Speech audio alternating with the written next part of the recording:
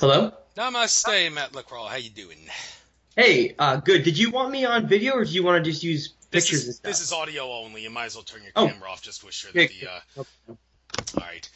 Just want to forewarn you about a couple things. First of all, I got some really devastating thunderstorms moving through my area. If you can't hear me, you can safely assume the power went out. And if that's the case, then I guess we'll just leave off wherever we left off and Yeah, hopefully we'll pick just up. we'll have to go right until then. Maybe if things start getting bad and you start seeing some kind of a flickering, we could kind of say, all right, we might lose you or something like that, you know? Okay, and also, for I have on the past like 2 out of the past 4 days, inauspiciously lost internet connection, even though my computer screen did not actually say no internet connection. I don't know if that's the upcoming eclipse energies arriving too soon or whatever, but hopefully it won't happen during this interview. I did ask my angels and guides to make sure that there's no power outage, no glitches. I mean, maybe they may not have any control over it. I hope that's not the case, but let's just do our best here to make sure that this. Well, let's hope for the best, and well, might as well get started now. So we'll go till 8 p.m. Eastern, if we can. And with that being said, glad I was able to get you on. I first heard about you from, well, it seems like every guest I'm getting on nowadays comes from something I heard on either the Event is Coming Soon YouTube channel or the Higher Self YouTube channel, two of my favorite YouTube channels. Only subscribe to them on weekends. On weekdays, I prefer to watch documentaries, but on weekends, I prefer to listen to those channels in particular. And whatever it was that I heard that you wrote or did or whatever, I obviously must have thought after that, holy shit, this guy knows what he's talking about. I need to get him as a guest on my show. He's definitely worthy of being a guest on a show that seeks to expose the true and false nature of reality for what it is and what it is not, as I seek to do. So, for those people that haven't heard of you, I'm not quite sure if you have a website. Do you have a website, by the way? Yes. Are you already started? Yeah, we are started. The All right. sub recorder's going. So. Okay, cool. Then my website is on the best way to reach me in terms of looking at work and things I do would be on The Illusion of Us on Facebook, and then also my YouTube page at Matthew LaCroix, LACROIX. The Illusion of Us. Yes. That's on Facebook, you say? There's a page called that. Okay. I see. I did like it at some point. The Suppression and Evolution of Human Consciousness. That's you. To discover the secrets of ancient history. Then has Yeah. like red and blue colors going through the earth. Okay. That's the cover of my book. Yes. Oh, so you've written a book. Okay. I will see if maybe I can find this book somewhere. It's definitely, I think, a book worthy of reading at some point or another. So, Sure. Maybe I can tell you a little better, and whoever may be listening. When I was going down the road of discovering all these hidden truths, I became almost obsessed and very driven to find out what the truth was, not only behind understanding what reality around me, but also understanding ancient history, because that's truly the only way to understand how we got to this place now and who we are and everything that's going on is understanding the past. And so by putting that together, which has been very difficult to do because of all the orchestrated efforts against it to hide it. But for those of us who have been driven enough and maybe objective enough to look at the evidence in the correct order, we've kind of put this story together, our story together. And I've had, once I started compiling in my mind and started just, writing down little things here and there, it started to almost become like an anxiety buildup where I couldn't hold it back any longer. I had to write. I had to write it down because it was, to me, that our story hasn't really been told. And it's been only told in fragments and pieces. And it's an incredible story. And it helps us understand the importance of who we are, and it changes our entire life. And so I wrote the book, The Illusion of Us, which is the suppression and evolution of human consciousness. And I just came out with the second edition, just doing a whole overhaul, because I wanted a book where if someone was either more of a veteran truther and just wanted a really good book that kind of compiled all this together in an order, or someone who maybe hasn't gone down this road at all and wants a place to start and something that's gives both an ancient history perspective, but also a look at what consciousness is and the ways we can advance ourselves, and then of course where are we going and what's the future. So I try to put all this kind of a little guide together. And then from there, I wanted to do shows like with you, because there's so much to tell and so much to uncover, and people just don't really understand what's real and what's been inverted and what's kind of just a myth. And so it's pretty captivating when we can put it together as a collective community and come to an agreement in so many places, just looking at the evidence. No question. And when it comes to the illusion of us, the illusion, the matrix that we are living in, lots of people nowadays seem to think that in this present day, it's not really in our best interest to obsess too much about the powers that be and the matrix and all that, because I mean they're at a point, for all intents and purposes, where, well, they are at a point where they have to cannibalize themselves in order to keep surviving. The archive control system does, and that's not me talking. That's Akashic Records reader Andrew Barnes is talking. So many would assert that don't talk about them or obsess about them, or you'll give them power. I, on the other hand, assert that it's okay to talk about them and expose them as long as your intention is to put a stop to their agenda, because as long as that is your intent, then you're definitely not going to be giving them any power. Now, we could debate and disagree all along as to whether or not it's a good idea or bad idea, or the best way or not the best way to go about expanding consciousness by exposing them. I mean, one way I look at it is, like, we are only as strong as our weakest link, and whatever part of our consciousness, our matrix, that the powers that be, archive control system, still has control over, we can think of that as our weakest link, and it is in our best interest to, well, first of all, expose it, and second of all, do whatever we can to put a stop to it. I mean, people like Jim Self will disagree, but you seem to think I'm on the right track, or do you? No, you're right. Those are good points, and this is something that we got to go over a couple things here. Is when you come across information, and when you're coming across trying to put together the story of, like you said, some of these darker aspects of our timeline, when we've had these, darker energies and darker people and darker beings who have not wanted us to advance our consciousness, who have done everything in their power to cull us and keep us in wars and all these various means.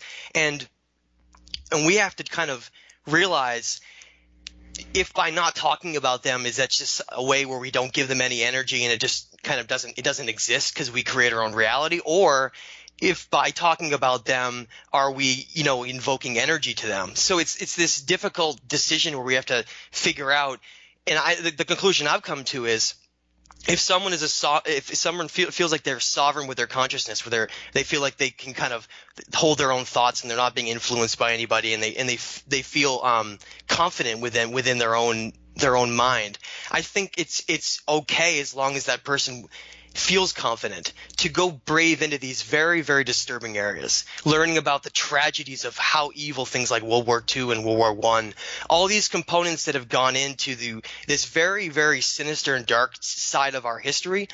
But it's necessary to learn it. It's necessary to understand what happened, because we have to stop it. Like you said, we have to take control, because control has been taken from us. The way that we perceive our timeline of events occurring is almost completely different than what the masses realize, and that it's actually a coerced set of events put in place to try to instigate things to go a certain direction by starting instability in some part of the world where you want to start a war, or creating maybe a terrorist action or something. These are simply means of directing us in a certain way. And so the only way to disempower them would be to learn the truth of what's going on, and how the banking systems are the ones propping up all this evil. So let's look at this from the angle of all of these dark and sinister things that we really need to stop, and we really need to change to move forward to a better time. These things that were people that like us, that are truthers, that are trying to fight this tyranny of lower consciousness. We have to simply not dread in the fear of what they're doing, and allow them to give them energy. This whole giving praise to saying amen, when you realize that's simply praising Amun-Ra, the god of Egypt, who was Marduk. These are all little sinister ways for us to give our energy to them. And so if you were to learn about some of these dark things, and you start cowering and you start going into despair and your life is ruined, you've now given them your energy, and like you said, you've now done something where you've caused yourself harm too, because you weren't ready. Not everybody's ready to go down the deep, dark roads of our truth and our timeline. It takes courage and it takes bravery for people. Nobody should think that this is an easy road to take where everybody can just jump on board and go down, sail the easy train towards enlightenment. It's the most difficult thing you'll ever do in your life. So my advice, to conclude this long kind of explanation, is take everything in stages for when you're ready, for when you yourself know that you're ready, because we must go down and understand and stop the things that are occurring, because there are very, very dark and sinister things that are happening right now. Yeah, just like what happened in Virginia, Charlottesville, Virginia. That's just the tip of the iceberg, and it shows we're not free of disaster quite yet. Although I guess since it's coming up in a few days, and I'm going to be down in Charleston, South Carolina, to see it live. Although that's not the only reason I'm going there. I'm also going there to see my 9-month-old nephew. So even if worse comes to worse and the eclipse is not visible because the clouds come out at the worst time, that's okay. I'll still see my nephew. And of course, there's another eclipse that's going to be happening on April 8th, 2024, which just happens to be my youngest brother's 30th birthday. That's going to be moving in like the opposite direction across America than the one that's in a couple days is going to be.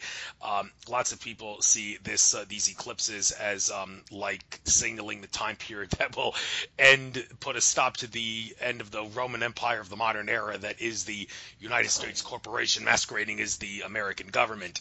I guess it's a good makes for good conversation. So what do you see absolutely. as this eclipse and also the one in 2024? What's your take on the whole thing? It's kind of amazing if we let's just take ourselves out of the perspective of being a person here on the ground trying to look at all this like a timeline perspective. Try to zoom out. Try to see pretend you were an advanced being who you were in a higher dimension and you could kind of perceive timeline and events and all these different things. You would be planning things based on these astronomical and astrological things. That's how everything is driven. That's the obsession with the events that undergo in our lives are using eclipses and using equinoxes and all these things. That's always been what they do, and especially the zodiac symbols. So you brought up two very important points: the eclipses and these zodiac changes we're about to go through. And I agree with you.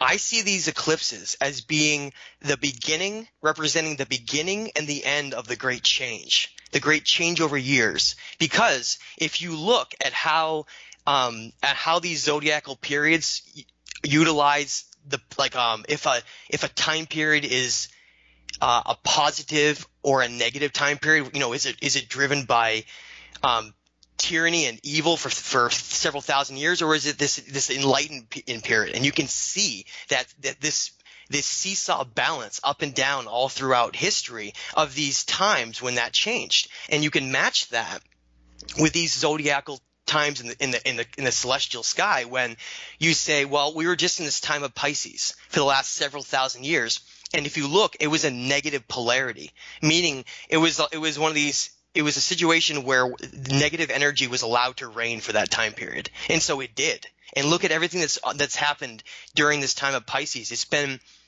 probably the most evil time in human history. And so look at where we're going, though.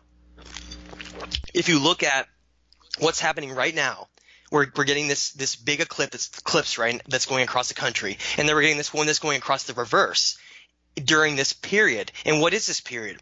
Right now we're entering what I consider the beginning of a lot of changes that are about to happen, both environmentally, geologically, politically, religiously, across the entire spectrum.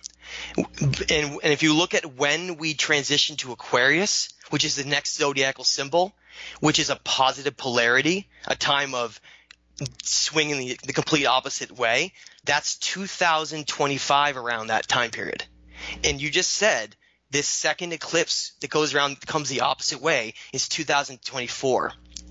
So it would signal that perfect time period of transition between leaving Pisces and entering this time of Aquarius. And so if we use that as a gauge, and then we look at all the prophecies talking about Revelation and talking about the Mayans and talking about all these cultures that talked about this great change over time, that they all knew and they all saw coming. We're in that right now for the next 8 or so years. This is going to be a very dynamic period. And the more people discover truth during this time of acceleration, I like to call it, the more we're going to kind of consciously take back our reality. No question. Also factor in Pluto and Capricorn coming to an end around the second eclipse in Exactly. 2024. That's no accident. Many was certain regarding what Pluto and Capricorn is all about. But looking at the cover of your book, The Illusion of Us, would I be correct in assuming that the colors red and blue, those gases circling the planet, that's meant to mimic the red and the blue pill of the Matrix, or is that something completely different? It's many things. You're right. That's one of the aspects. Now, this is one of these hidden aspects of reality that I think almost the majority of society has been very cleverly deviated away from, and it's understanding the fabric of reality itself. What are things composed of? In the Matrix, the reason they use those colors, it's a very purposeful thing. Those colors are represented. They don't represent color like we see it as. Just that's red and that's blue. That doesn't really mean anything to me. They represent specific vibrations and wavelengths. Okay, so when I was kind of going down this road, I mean, one day I think there was a Nova special on, and they were talking about how if you take the visible light spectrum we can see, and you see like a rainbow, which is the only time we can truly see that entire visible light spectrum because we're so limited. You see a rainbow, right, shining by. If you were to take a thermometer and measure each color of the rainbow, of visible light like shining in a window, they would all have different temperatures. And when I heard that, all of a sudden these wheels started connecting, and it was like a mind explosion, because here was this gigantic thing that no one had ever – that doesn't get talked about at all, and yet it connects to everything. All of a sudden I realized my mind went to see something like lava in a slow state, and all of a sudden red makes sense to me in these colors, and all of a sudden – and I started connecting the fact that everything was simply just energy in certain states, including color. And then it started driving me to the idea where if – not only if that's true, then does it get to even higher levels than that? You look at a human, we're composed of 70% water, which means that automatically our matching vibration is blue. And you look at those matching vibrations and all those various things, and you look at something like red, which has the slowest vibration, and every single electronic device we have on the planet is geared towards emitting these really low frequency red signals. All of a sudden it started connecting to me very quickly that we're these modem antennas that are functioning a certain way, and we're being bombarded by these constant means to keep us in a lower state. And then I started to look back at history and the symbolism used by different factions of the gods in versus. And I called that battle the battle of the eagle and the serpent because they use these symbology. But I also found an even deeper side to it, where not only were they using the symbology of the certain things that they represented, but there was even colors represented too, because blue had always represented to them the highest state, that represented like the human higher state. And purple, of course, was the combination of all the colors combined, so they used it for royalty. But red was always considered the opposite state. And if you start looking at the human energy body and the fact that we have 7 chakras in our body, 7 chakra centers in our body, this is very important to understand.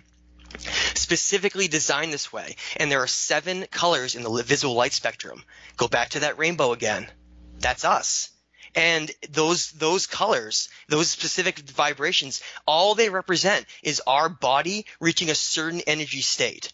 And so people are kept in the lowest possible state because of everything that's gone on, and they try to keep everybody away from the truth and in a certain state of reality. And the lowest state we have, our root chakra, the lowest possible consciousness we can exist in, is red. That's what the representation is for that energy, that vibration. And so you look at how everything's geared towards a red vibration from cell phones and wireless signals, and all these things are keeping us in this certain state. And then you look at how every chakra gaining ourselves higher towards our higher state is following the exact colors of the visible light spectrum, and every color ascending is, of course, getting a higher and higher vibration. That's all it is. Every color is simply representing a certain state of vibration. And so if human beings are meant to exist in this certain blue state of vibration, and we're being kept in our root chakra, if anybody is controlled through fear, fear is the ultimate controller to keep people in the root chakra. That's why all of a sudden these families, like these elite families that were controlling things, it started to blow my mind when I learned things like, and I'm sure you know this, the name Rothschild, which is this head family that then had sectors like the Rockefellers in the United States. If you were to take their name, which anybody who looks into the dark history would agree that they're the great puppet masters of this world for the humanity, their name in German translates to mean red shield. It was like this entire hidden history of this hidden fight to both keep humanity in their lowest state and then trying to keep them in a higher state. And now go back to the cover of my book, and it shows a planet. It shows Earth, right? And it shows this time disappearing in the distance to the left that was red, like Pisces. And it shows blue entering and coming in, almost like the left and right side of the brain, because you can connect the left and right side of the brain. Also look at politics, red and blue in politics representing Republicans and Democrats. It's always been this hidden battle where two sides have kind of represented either side of the spectrum, and the various gods who have wanted to keep us in a certain state and use those to kind of represent themselves. So anything that's based on a warring, purely intellectual, conquering, domination mentality, that's always the red state. And we got to be careful, because intelligence is not always the best thing without having intuition and a kind of an emotional, conscious way to decipher things. In fact, quite the opposite. If someone has too much intelligence and doesn't have any connection to their right brain, they'll often be so lost that they'll never find their way out. It's almost like they become so obsessed with their own ego that they're never able to detach themselves. So in reality, that's how you see what we're perceived as all these geniuses all over the world, and various people who are simply just propped up egos who also aren't allowed to even give the truth in some cases. And so so for someone to find that perfect balance, they have to balance their right brain. And it goes deeper. Look at our society, how the system of men are never able to show their emotional side. They're driven only towards barbaric means, and that's their right side of their brain. It's almost like everything is meant to keep people unstable and in their lowest state. And so I started to realize there was this giant system in place, enormous system in place to keep us in a certain state and to control history and all these things that connected all the way back to the Sumerians in ancient Iraq. From the cuneiform tablets talking about the struggle of the gods and the symbology that they used. And that's why I had to write The Illusion of Us and show those colors, because this battle was so much further than I realized, and it ties right in to what the aspects of, into quantum physics of this holographic universe idea of how matter isn't really solid, and it's simply just in various states of vibration. And so that's why color – there's this big obsession with color, right? Where if you look at a lot of spiritual groups, or they call them the rainbow warriors and all these things, because it's always been realized that color simply just represents all of reality itself. Right, and it's interesting thing you say about like colors, red, like base that as a color of fear. Now, I remember listening to some program talking about the type of foods you can eat to enhance your specific chakras, and they seem to correlate that with color. It's interesting when you think about an apple. Like the best apple, most people would assert, is the red apple from Washington. But if you consider that green is the heart chakra color and red is the root chakra color, one would think it would be in your best interest to eat those Sour Granny Smith apples that are green instead of the red apples from Washington. Or am I looking at it the wrong way? You're kind of think of it like once you bite off the skin of the apple, is it red inside? No, it isn't. Exactly. What's the composition of something like a steak? It's red, isn't it? Yeah. And what happens if you eat a lot of steak? It dumbs you down, and it pulls down, it gives you cholesterol, a lot of saturated fat. those are the very ideas, is that even food engineering of keeping men eating this meat-based diet is also just a means of keeping them in their lowest root chakra. Having these red meats directly ties to those vibrations. That's why if you have vegetables, which are all green, right? Green and fruits are blue and all these incredible colors, because they're representing a higher vibration. All of foods, everything you see in your world is simply reflection of its specific vibration, and that reflects its color. And that's why everything is the way it is. That's why the trees are all green. They have this high vibration, and the waters are all blue. Again, this high vibration. We have to understand we've been manipulated around this false illusion, this great illusion of our reality. And that's why I call the book that. And that's why I wanted to try to open up and explain not only that aspect of the quantum physics and light and all these specific vibration things and health and tying all those things, but how does it tie into ancient history? How does it tie into all these wars and these factions that have been fighting? And so I had to try to connect those, and it wasn't easy. That's one of the reasons why I had to do the second edition, because it's taken a long time to really get in a place where it's where I feel like I can't read it and say, oh, I shouldn't have, that's not accurate anymore.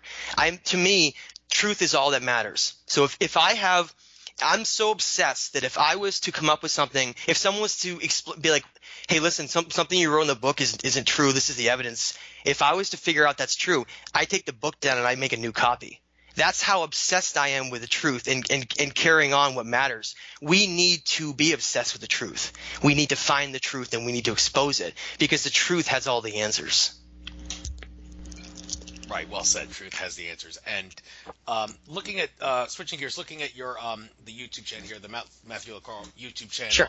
I think the best way for me to go about the rest of this interview is to sort the videos by most popular to least popular, and just looking at the titles as topics to discuss. Now, all these videos that are on your channel, are they all strictly things you made, or are they just documentaries that you figured are worthy of being put on your channel because the information is significant?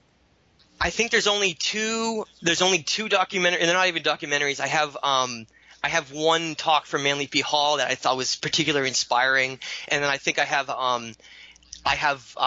one more on there that was about the government exposure. But other than that, they're all videos that either they're radio shows, presentations, or in some cases, and I made a playlist for this called Short Films by Matthew LaCroix.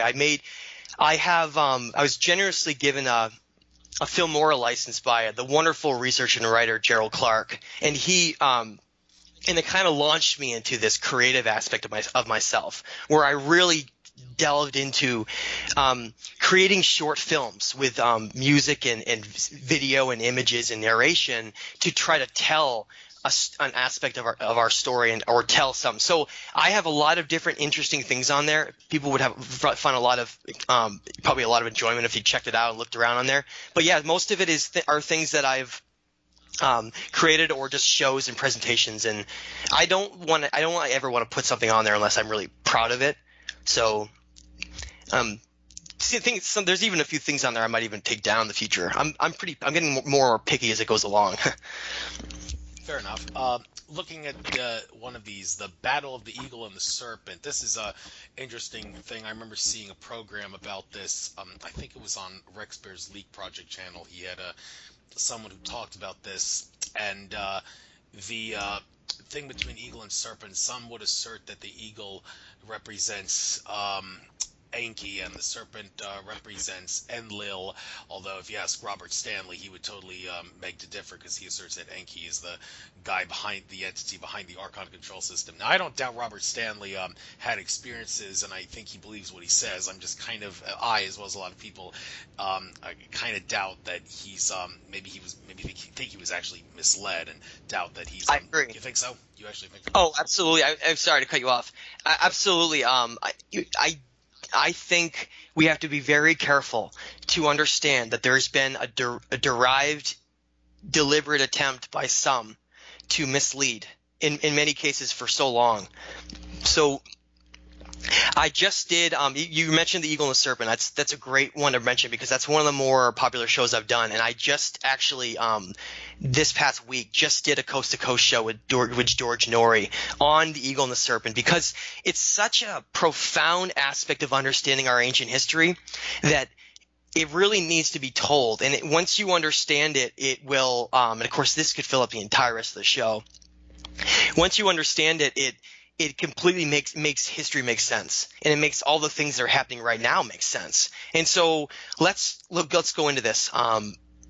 There have been gods in history that the Romans had, that the Greeks had, and all these various things, and we've been made to believe that they're myth.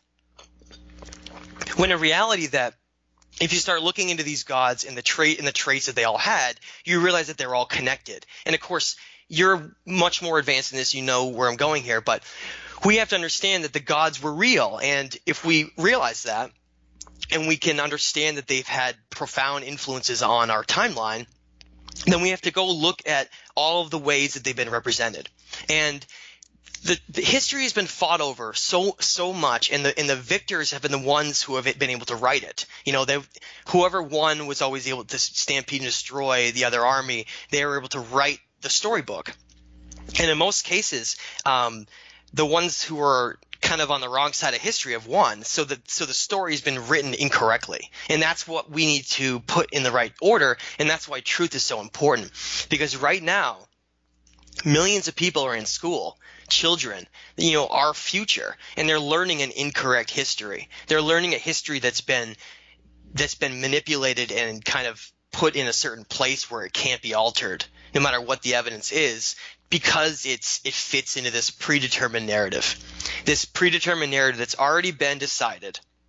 And that says basically the eagle means freedom and the snake is evil, and Garden of Eden, there's the evil snake that's tempting Adam and Eve, and God is this good figure that wants to save us. And the difficult thing to realize is that's all been fake.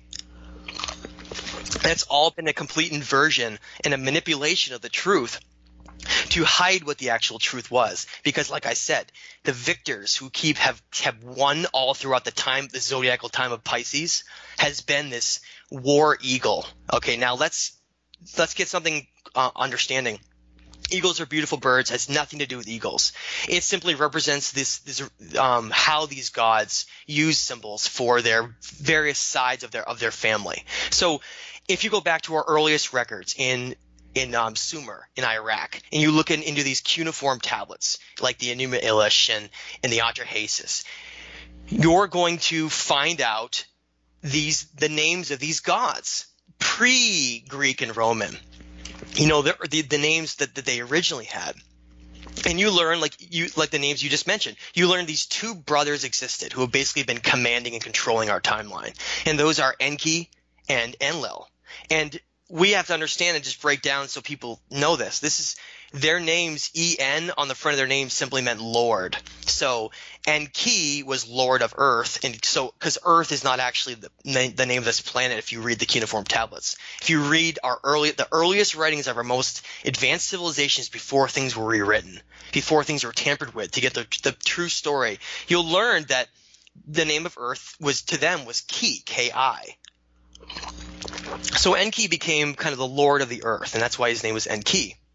And meanwhile, Enlil, his brother, his name was Enlil, which meant lord of the sky or lord of above. So he used the symbology for him and his side of the family as the eagle, because the eagle always soars above everything else. It's always looking down, and that was his representation.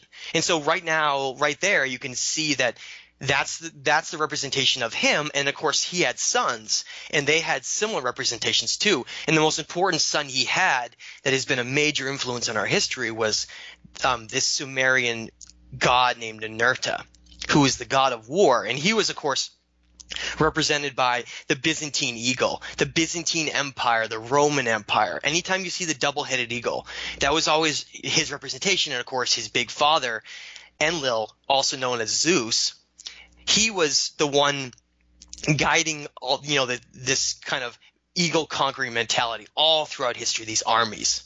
And on the other side, we had this snake dragon side that we still see represented in these ancient cultures like China and Japan, and Hinduism still has in India. We still see this deep representation behind the snake. And we've been made to believe that's evil, but it doesn't really make a whole lot of sense if you start looking at the facts. Let's look at the most obvious fact at first.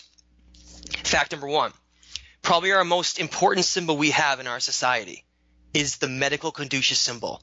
There isn't an honor more bestowed upon people unless you're a doctor, right?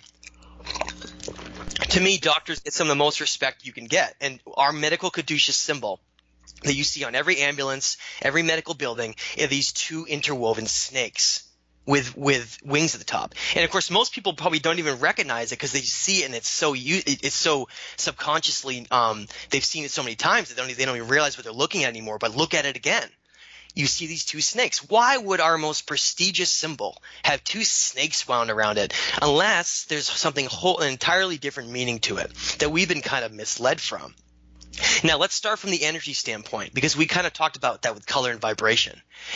And we look at the fact that when someone is reaching higher states of their chakra, right, higher vibration, eating healthier, learning the truth, getting outside, getting away from the concrete jungle of our world, when they're doing that and all those things are falling together, they start changing. They start unlocking their chakras. They start meditating. Their body starts changing, and that represents these stages of our body. And if you look at how those stages occur within our body in our kundalini energy, which simply means our highest state, it's this interwound snake energy. And then if you look at our DNA, the double helix representation, that's why it's always been shown as a snakes, because it represents us reaching our highest state. Now, then why would it be snakes, right? Well, Enki has always been represented as the snake or the dragon. And all across Mesoamerica, from Aztecs and Mayans all the way down through the Incas, we see this obsession with the snake and the dragon and this plumage, right? These feathers that are all different. And I used to think there was an eagle until we started really looking at the fact that all the feathers were different in most cases, and it was this big plume. And it's like when you start looking what a plumed serpent is, it's just a dragon. So it was always the same thing. It was just advanced ways to show the symbology. Now, why would they do that, right? Why would they be showing that? And we have to understand that these two brothers, Poseidon was the name of Enki, and Zeus was the name of Enlil. If we're looking at these Greek names and all these names throughout history, they had specific types of guidelines that they followed. In terms of Enki always was about reaching higher consciousness and knowledge, because he's the one who genetically manipulated us early on, hundreds of thousands of years ago. And of course, that sounds crazy to most people. That sounds insane until if you go read these cuneiform tablets, go read the Enuma Elish, go read the Atrahasis, and go translate it yourself on Oxford University if you don't trust it and think that it's all made up. And if you read that, you learn that we were genetically jump-started from this Neanderthal being and Denisovian being that was here, these early hominids. And we were jump-started by this great god Enki. And he was tasked with basically creating a worker. But the problem was, he didn't want to just create a stupid worker. He wanted to create a great being, because he was a master geneticist. And if you were a geneticist who could create new DNA and new life anywhere on any planet or whatever you wanted to do, you would aspire to create a great being. That would always be what you would aspire to eventually, and he did eventually. And that's where our story comes from. We're this genetic experiment that was given secret gifts, only to be later used as hatred and jealousy by those Enlil and Ninurta and those on the eagle side. Because what we have to understand, and when you start reading these stories, you learn that there was tremendous jealousy that was then created, because Enki was not supposed to give us the gifts that they had, their DNA and the gifts that these great gods had, but he secretly did. And he created. We have the story of what we think of as Adam and Eve, and we think it's a fairy tale. But if you read these stories, you read that Adam's real name is Adamu, and that he simply represented the first perfect man that was created. out of all these experiments. And of course, Enlil was furious because he was actually even more advanced than they could even be.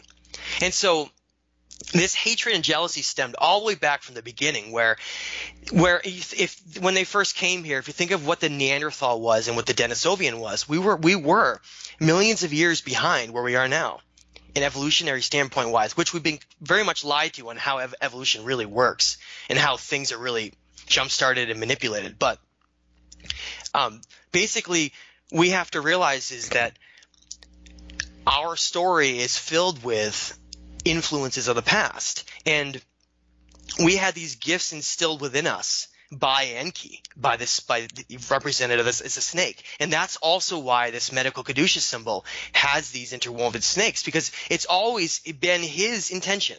No matter what someone wants to try to make you believe, just go read the source. It's always been his intention for us to reach our highest state of consciousness. That's why he included these gifts within us. That's what chakras are.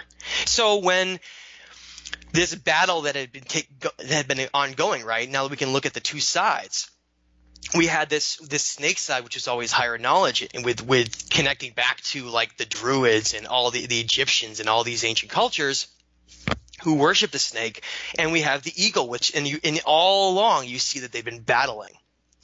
You see that they've had this battle that's been shown in statues and monuments and in writings, and one of the places where it's been most preserved that's pretty amazing is in flags and crests. Because in many cases, when you start learning about history, you're going to say, well, how come I'm not reading about any of this stuff in the newspapers or online on TV, or I don't understand how all this is being covered up.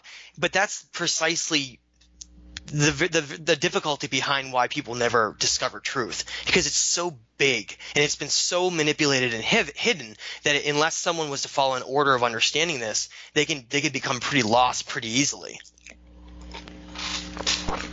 Thank you, and I want to talk a little bit more about this whole thing about the like the Sumerian tablets and all, and their history, and the Anunnaki and all that.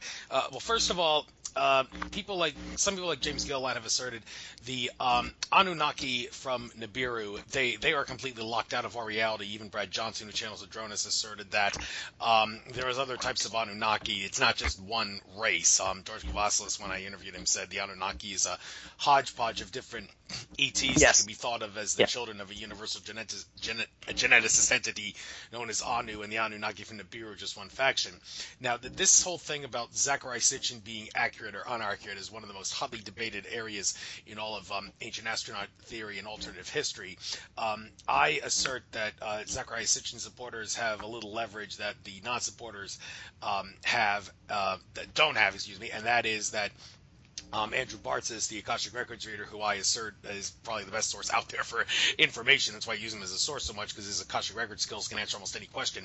He did assert in a landmark series of interviews that Zecharia Sitchin's first 3 books, up into and including The War of Gods and Men, are extremely accurate in terms of the events. His timelines are slightly off, but the events are extremely accurate. The Anunnaki, however, they did not come to Nibiru because they were on a mission. They were actually lured here, and the timing, like I said, was a little off. And the goal wasn't to shield the atmosphere of their planet Nibiru. It was for other reasons. And when I heard that, I was quite caught off guard, because I heard people like Arizona Wilder and Leo Zagami and David Icke's Revelations of Mother Goddess documentary, and Leo Zagami, his Project Camelot interview, talk about Zecharia Sitchin being a fraud, a disinfo agent, even a reptilian alien in disguise.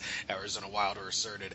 When I met Andrew Bartzis, I asked him about that, and he said, okay, so how could Sitchin have been accurate if he was a disinformer? And he assured me that all that stuff was disinformation, and those people who said that, they were under a very sophisticated form of timeline mind control that made them think that they were telling the truth when in fact they weren't. So apparently there's definitely some sort of a conspiracy on the part of the powers that be to discredit Zecharia Sitchin and keep people from realizing that his work was extremely accurate. However, if we are to believe that Sitchin's work truly is accurate, there's a lot of unanswered questions. Well, well, maybe for some people they say they're not answered, but a lot of head-scratching things that people still would have trouble making sense of. Like Michael Heiser, arguably the most prominent of all Zecharia Sitchin critics and skeptics, has shown, and this is Carmen Bolter explained this in my interview with her because she worked with Zecharia and she had a lot of difficulty believing he was accurate. She said that Heiser showed that, like, in the tablets, the terms Anunnaki and Nibiru don't really appear together in any way that any ordinary random person of average ordinary prudence could deduce as having some sort of a correlation between them.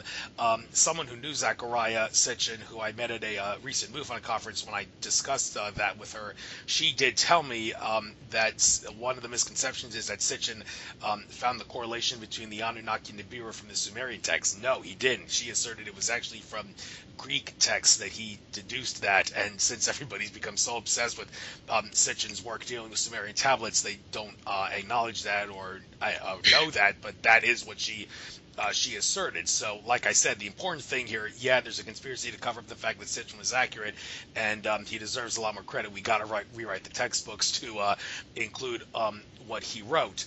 But no, there's people that are flat out going to disagree with this. Even Robert Stanley, when I told him this, he still refuses to acknowledge that Sitchin was accurate. Even tried to say the Lost Book of Enki. Did you not check it out? It's an interpretation. It's fiction. Well, oh come on, he's being a little. A lot of Sitchin's books are interpretations. Does that mean they're fiction? No, I don't think so. But have you heard about any of the stuff I've talked about, and do you have anything to say about the discrediting of Zecharia Sitchin or the attempt to do so? And maybe there is some more to this story than what I've just said. Sure. So let me give you a little kind of comparison to kind of give it a way to think about this. If someone was to put out a video that's completely truthful, and they've done all their research and everything, and they watch it and they go, wow, that just blew me away.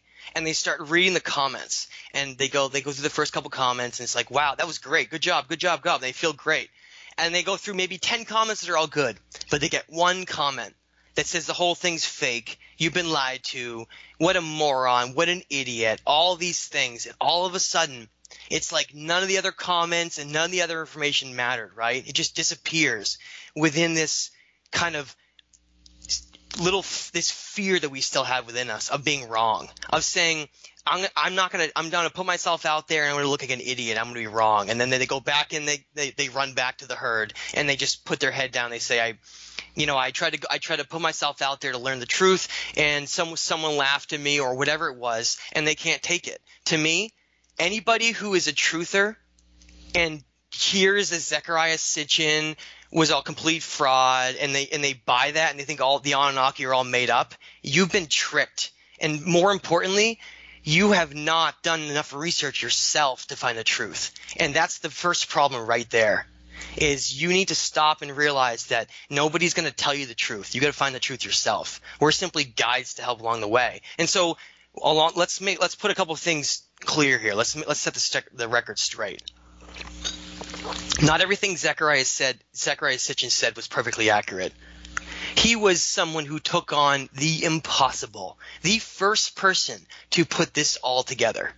It was unbelievable what he accomplished. It was like the most monumentous feat possible. So if there's some kind of mathematical calculation that was maybe just missing off by a little bit, people will jump on that and say the whole thing is wrong. Nobody gets truth completely right. I have things that are probably wrong, but I'm willing to agree to the fact that I would want to fix that if I knew, and so did he. Zecharia Sitchin, if you look in anything of his work, he was one of the most dedicated truthers in history, and he's been, in my opinion, one of the biggest names that it has been inverted and demonized of any researcher in history.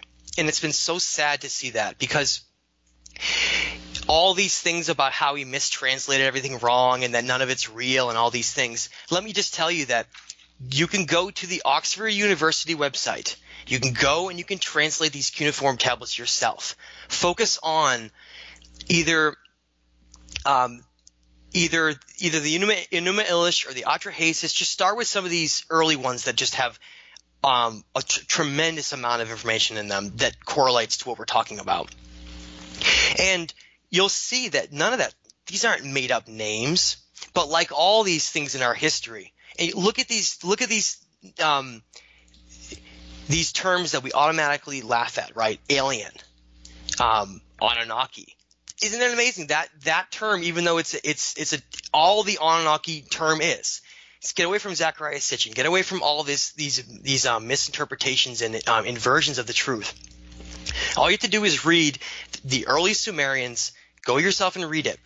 They called their gods, and the Sumerians were what is now Iraq, and they were the earliest people we have records for. And their gods they called the Anunnaki. It says it right in that, and it simply meant those who from heaven to earth came. And everywhere in the Bible we read about heaven, and we haven't really figured out the fact that heaven is simply space. It's always been space. So we've been very cleverly manipulated to somehow think that all of this is a fairy tale, just like we always have been, and that someone mistranslated it wrong, and so the whole thing's wrong, right? Isn't that a clever way to do it? And they've misled thousands and thousands of people. It's so sad to see so many of these truthers who think that the whole thing is just a myth, and that they believe that all of these writings have been mistranslated. Go look at them yourself, because the story that they tell is unbelievable in a good way. It's the most incredible story, and it has such resonance of truth to it. And I really want to bring that up too. When someone is going along this path of discovering what the truth is, you cannot purely base it on an intellectual say like, okay, I'm going to try to put as much knowledge in my head as possible and try to run with it and try to throw everything in as fast as possible. You have to sit down and talk to yourself and listen to yourself and throw ideas into your subconscious and see if it actually makes sense. You have to use what's called intuition, which is this they used to call it a gut instinct, because we have this almost what has been considered like a second brain in our stomach. It's this intelligence that is occurring where we're not really aware that it's there, because it's not like this neurological firing thing like our brain, but we have all these other components to our body that are allowing us to decipher truth. And anybody who's followed intuition, they know how powerful it is. I use my intuition to judge pretty much every decision, every major decision. If I'm outside on a nice day and I want to make the day count and do something, I'll try to always follow intuition, which I see as being directly connected to the same place that passion comes from. So let's just try to understand that these misinterpretations that we've been told are misinterpretations. They're not.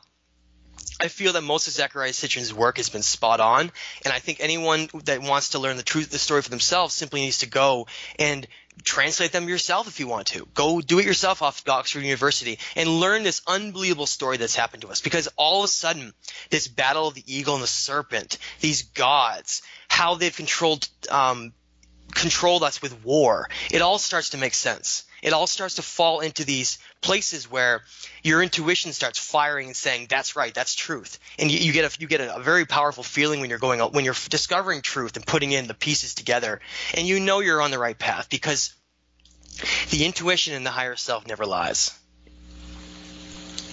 Oh yeah, definitely got to use discernment, and very often intuition will even more so than you expected lead you to the truth there. Looking at some of these pictures, though, that you have of the videos on your site, interesting one on the missing link of history. This missing link, well, there's a lot of missing links we talk about. There's the missing link between man and ape, which many would assert you have to study the work of Zecharia Sitchin to find that, because it's not Darwin's totally got it all wrong. And the uniform tablets tell about that very well, by the way. Yes. But I'm looking at this picture of this specific race of Anunnaki here that Sitchin describes as looking like an eagle.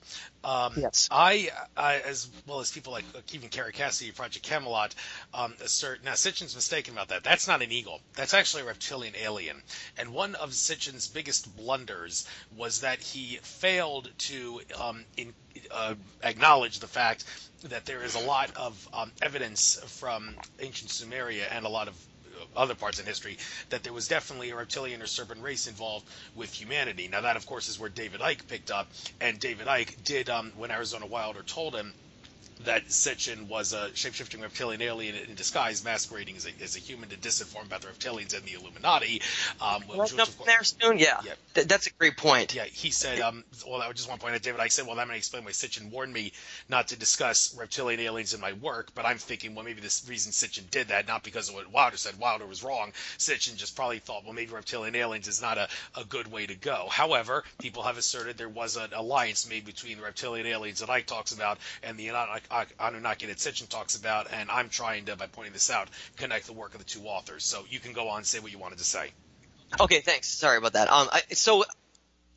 This is such a passionate place for me that it was such a difficult place to discern this along the way, because I highly respect David Icke. I credited in my book because he has absolutely fantastic information. But I think there's one very important place that I think has been misrepresented. And you brought it up several times. It's this whole reptilian serpent thing. Now, do you remember when I just said this battle of symbology, which the serpent has always represented Enki's side of the family, but are they serpents? No, of course not. I think we've been deceived in so many places that even those who give us truthful information are in some ways they're deceiving the mind that is not really ready to fully comprehend. And let me explain that.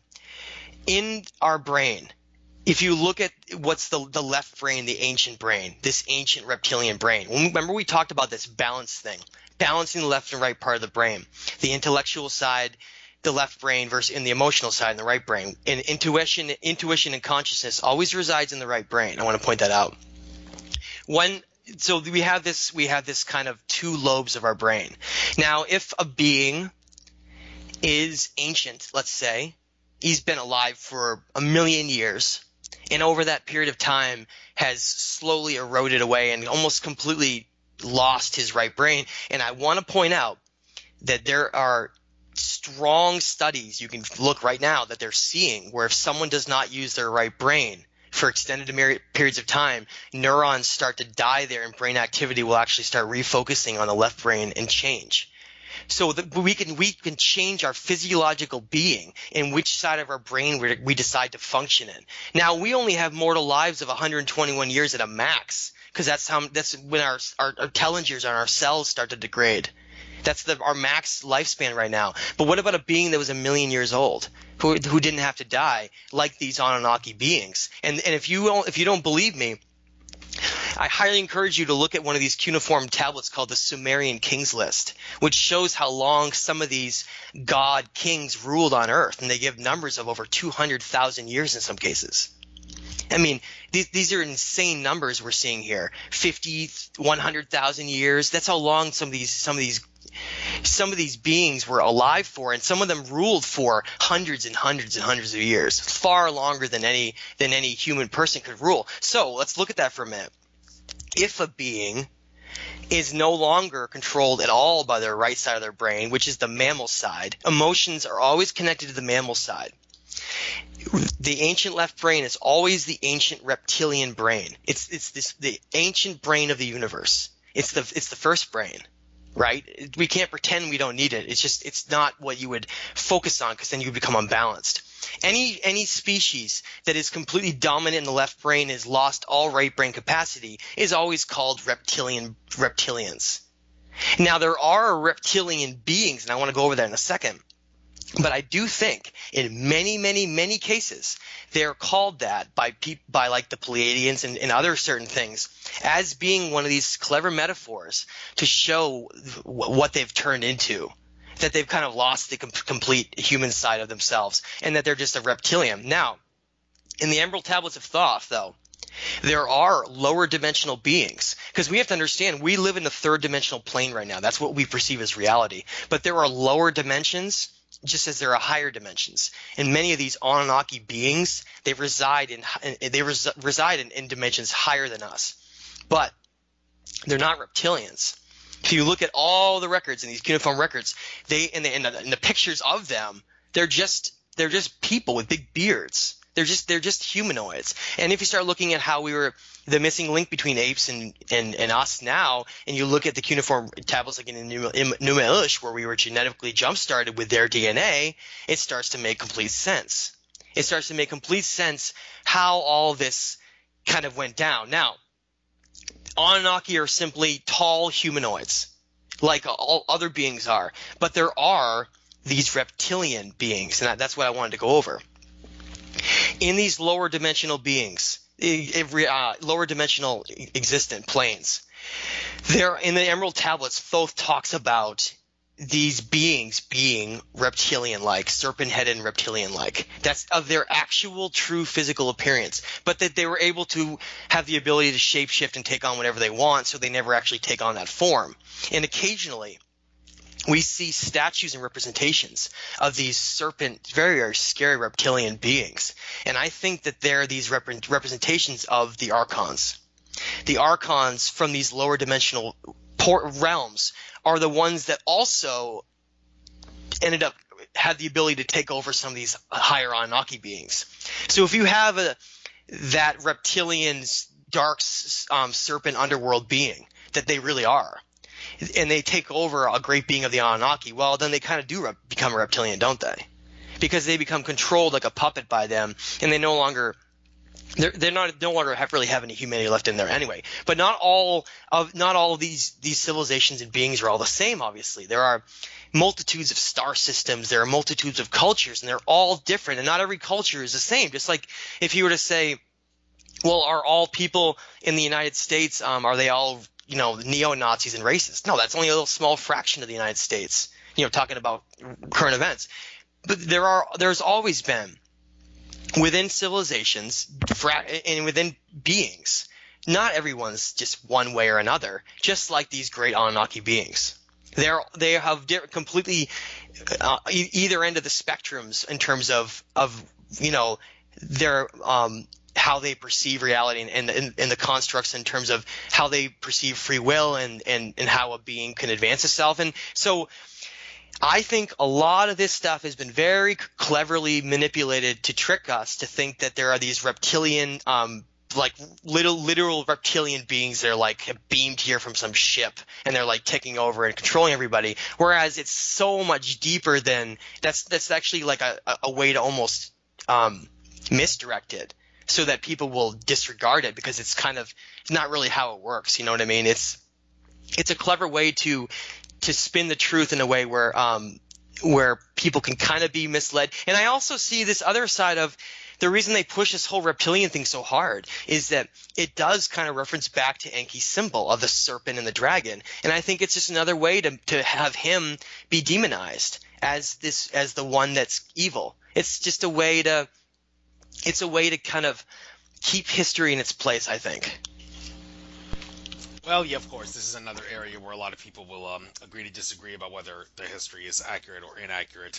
I mean, when it comes to different ET races, there's a lot of disinformation and a lot of truth thrown out there that causes people to agree or disagree about, like the whole thing about Zecharia. A lot of reason people can't seem to agree or disagree, for that matter, on the truth value of the Anunnaki creation story and Nibiru and all that, is because disinformation isn't thrown out regarding who and what Sitchin was and what he wasn't. It makes for a great radio conversation, though. So I, of course, love to talk about it whenever I get the chance, behind these programs and all that. Hang on here, I'm just having a little trouble with my computer screen. No problem. Okay, but anyhow, all right, here we go. So Echoes of Our Forefathers. I want to talk a little bit about this for a bit. JFK and secret societies.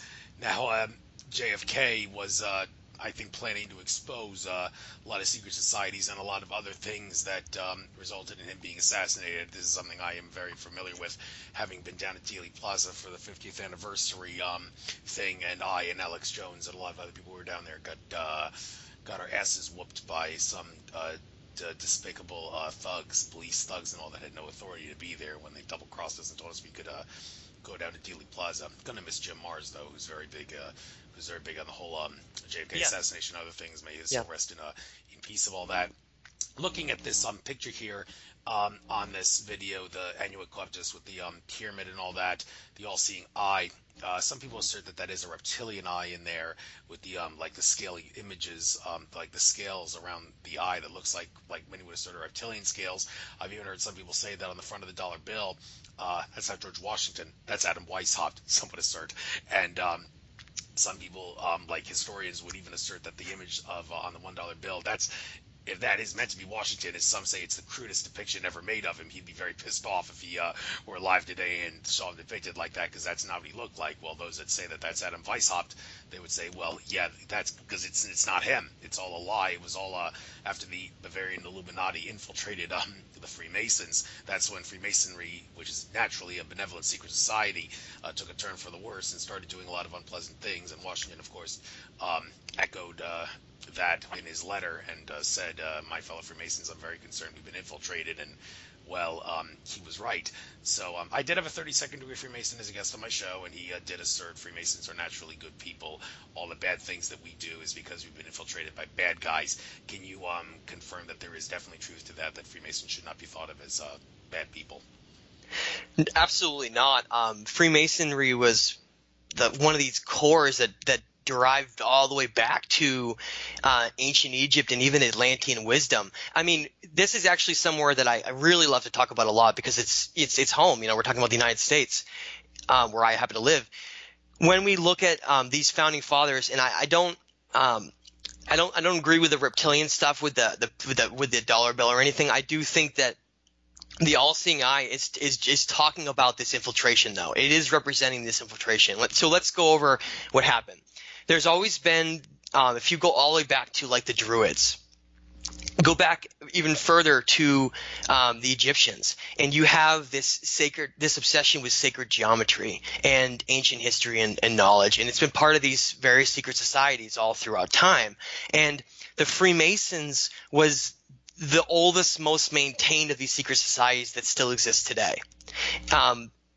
That let's call them the ones that aren't dark, because there are other secret societies like Bohemian Grove and Skull and Bone Society directly connected through these elite schools like Yale and Harvard. There's this whole underbelly of these elite societies that did become dark and corrupted. And the Freemasons, they've been one of the most pure up to as late as possible until, like you said, they were infiltrated. And you can see that, like I said, with these flags and crests. Go look at the 33-degree Mason pictures they show, like in the last 40 years, and you'll see that double-headed eagle. And so automatically when you see that, you know that Ninurta and this, this war god had infiltrated this upper echelon of the secret societies, and slowly turn into this place now where, what do we see now with the Freemasons?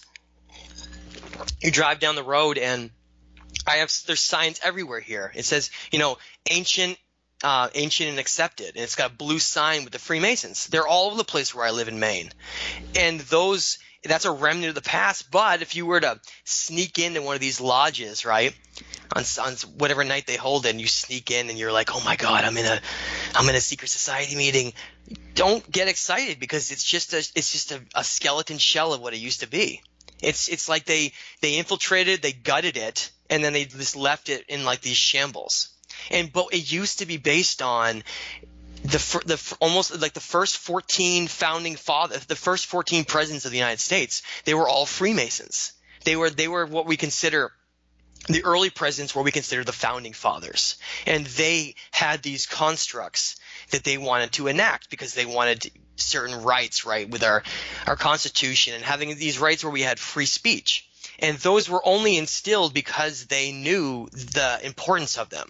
And look today at the remnants of what is still around.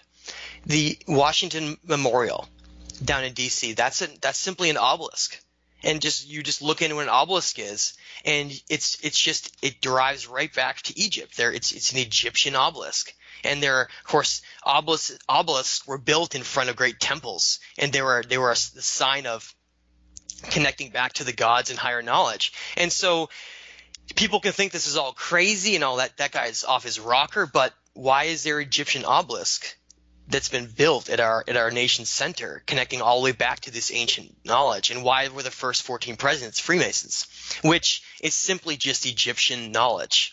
That's all it really is. People don't understand that it's everything is connected. It's part of this huge connection with these ancient societies, part of the two symbologies I talked about, who have been fighting back and forth.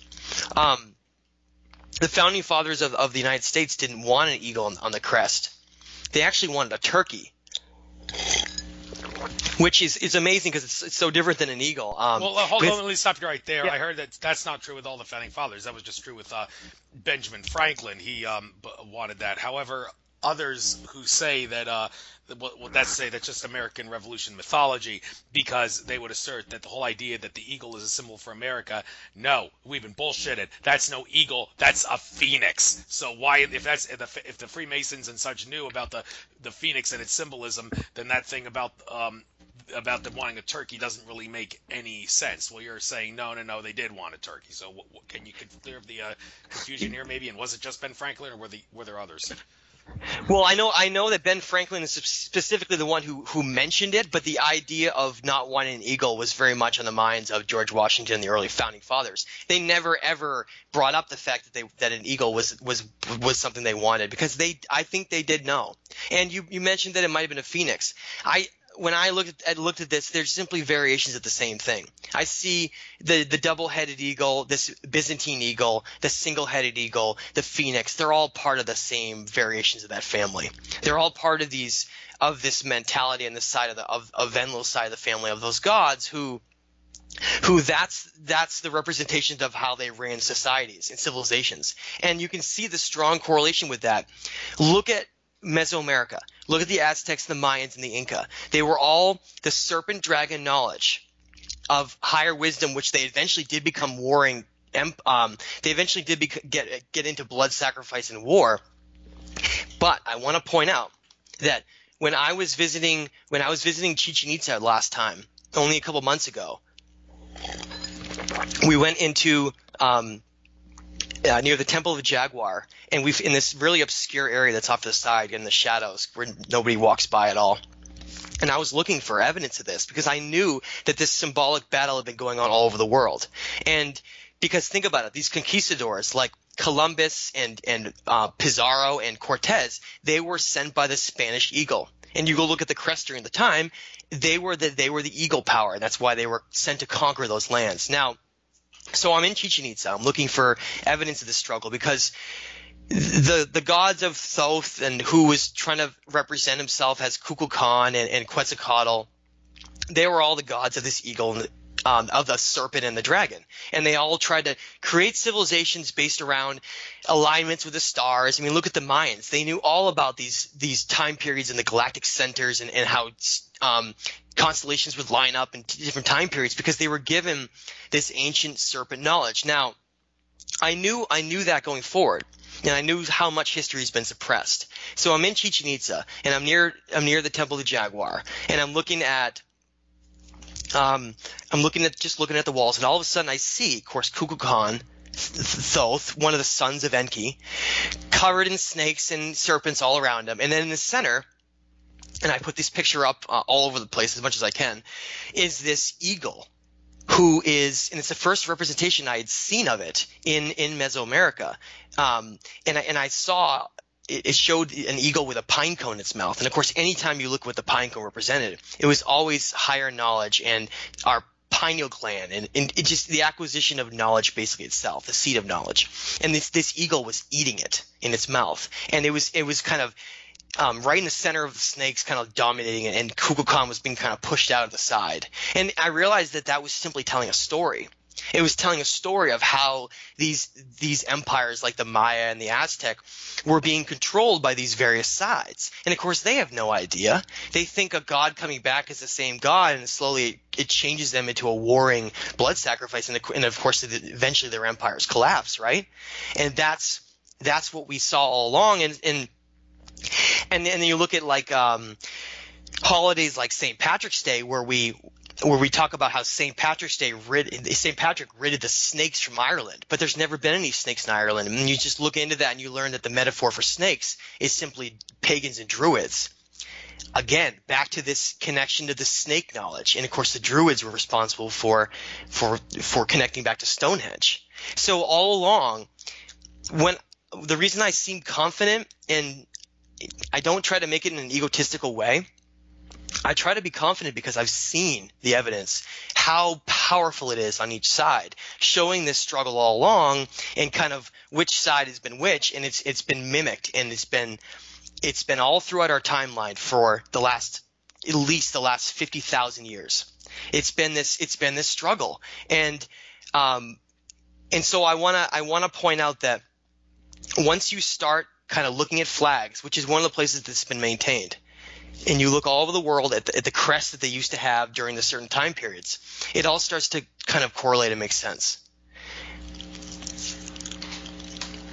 Yeah, since you mentioned flags, what is it specifically about Mexico that is why the eagle and the serpent logo is so prominent in its flag? And also, as the story goes, I believe Mexico City was created on a lake, and they found like a serpent with an eagle, an eagle with a serpent in its mouth in the lake, and that's the legend allegedly, but. Why Mexico in particular, or is it just a random thing that it was just for the hell of it was put on the flag? It could be on the flag of virtually any country. It's just that Mexico, they decided, hey, it needed to be something to put on the flag. We're just going to put it there. It all connects back. It's like I said, the flags and crests have in many cases they have been changed at times. That's why a lot of times family crests can contain the secrets because they tend to be older. But in some of these flags, like the flag of Mexico, they still retain this, like in the records I saw at Chichen Itza, this story. It's almost like the flag itself was telling a story. And the legend you gave is what everyone's told. And the more I started looking into it, the more I saw that was a manufactured lie that was actually not true at all. And it was just to create a false story around why the flag has the eagle and the serpent. Whereas, and if you look at that flag, it shows an eagle sitting on a cactus eating a serpent. Okay. Go back to what I was just talking about. When Enki's sons, his name in Egypt was Thoth. He was Enki's favorite son. Of course, this is the side of the snake and the dragon. And he wanted to create grand civilizations. And so he traveled from the southwest United States down through Mexico and eventually all the way to South America. And he created all of those civilizations. He was one of the major players behind that. And so that's why we saw this representation of Quetzalcoatl and Kukulkan in Mexico. Now, so he created these civilizations of the Aztec and Maya, and he was proud of them. They were some of his greatest accomplishments, and of course, disaster was later caused on them by the conquistadors, and before that, the blood sacrifice in war. And so, when these events had occurred, they had been kept in and had been shown in places like this flag. And what it represented, like all over the world, it represented the eagle dominating over the serpent. And so by putting a flag there, it's like if you were an invading army, you stampede onto the other side and you kill them all, and they put their hands up and they surrender. You put a flag down. It becomes your territory. And that's exactly what flags and crests all over the world are. They're simply who governs them, who is in control of those civilizations. And it's not what we've been made to believe. It's not just some simply little story that someone decided to paint onto something because it was pretty, and that's how it continued. Everything in history is connected. We just simply have to go look at the evidence to see how it's connected. And in this case, they were talking about the conquering of these great cities like Teotihuacan and Tenochtitlan, which today Tenochtitlan is where Mexico City is. And that's where the whole story comes from, because Tenochtitlan It was this Aztec city that was on this giant lake, this shallow lake. And it was part of this horrible battle between where Cortez came in and pretended he was the god Quetzalcoatl, whereas he wasn't. And they basically closed off all the entryways to the city, and they made everyone starve and suffer and die. The events of history are so tragic and horrible. The countless deaths that have been caused by these conquests, and yet we've been made to believe that they're heroes in our storybooks. That's how history has been manipulated and turned around, whereas if you think about the history of what the United States really is, a place like the U.S., from the perspective of these Native Americans, they just simply had all their land stolen. They were killed with disease and war, and that's the real story behind it. And we have to understand that we have to look at history and the events in an objective way and try to figure out, which side is true. And in Mexico, that representation of the eagle eating the serpent was Cortez conquering. This was the heart of the Aztec Empire. Tenochtitlan was their major city. It had over 200,000 people at one point, making it the largest cultural center in Mexico, in probably entire all of Central America or Mexico at the time. And so conquering that place was conquering the entire Aztec Empire. And so what more fitting than to create this little fairy tale, but really it was about the eagle conquering over the serpent. Because we have to understand that Enki had a son named Thoth, and Enlil had a son named Ninurta. And of course, what would two sons like this would always be competing on either side, and that's always what this was about. Because Ninurta was always the Byzantine eagle, the war empire under his father, and of course Thoth was always the wanting to create enlightenment and connecting sacred geometry under his father Enki. So that's why you had this family struggle using these symbols all over the world. And of course the eagle ended up winning and stamped out all of these cultures of the serpent dragon all over the world. And so all we have left are, places in China where they still have the dragon flying and places like that. And we look back at the fact that their early cultures are based on practicing meditation and martial arts and being deeply spiritual. And that's why it always connects back. It always connects back to us understanding how we've been kind of pawns in this struggle on two different sides. Thank you. And how do you know if you're a pawn? A lot of debate as to how you could deduce whether or not you're a pawn, or just whether you're an innocent pawn or a knowing pawn. That's some people, when they know that they're pawns to the system, they are like, well, what am I going to do? I'm just going to go along to get along because I don't know how to do any better. But other people are just going to refuse to acknowledge that they're pawn in the system, and are just going to are going to continue to do what they're doing, and like I said, refuse to acknowledge that it's part of a matrix system. But are there any bits of advice that you can give to those people that are totally lost in a trance to help make sense of how this is a matrix prison planet? I mean, it's easier said than done to wake someone up. Yeah, but you have some ideas? You're absolutely right. It's so difficult to start if you're on this road. There's so much, and especially people, they tend to, because the darker, more sinister elite family stuff tends to be what the focus is, because everyone wants that delved with, because it's what's directly impacting us now. That gets so much attention that's why so many people in my mind are turned off of the truth, because they look at that, it's so scary and difficult that they reject it, because the subconscious has to go in a specific order. Everything has to be followed in an order of where we're comfortable. Remember, I was talking about earlier in the show how you asked the question of, should someone talk about some of these dark things, because are they just giving it energy? And I was talking about how we have to expose them and talk about them because we have to learn the truth. But if you're not ready for that type of area, you really shouldn't be delving into it, because it's going to just give you more fear, and it's going to backpedal you. So my advice, I tried to do this with the book. The entire book is supposed to be this order, just specifically what you're asking, actually, just to slowly bring people up to speed of what the situation is they're dealing with. And what my recommendation is to people is start slow. Reconnect with nature. Go back and just don't even worry about all this insanity of trying to learn about every event in history and all these things. Just slow down, reconnect with yourself, become healthy, get out in nature, get away from the city.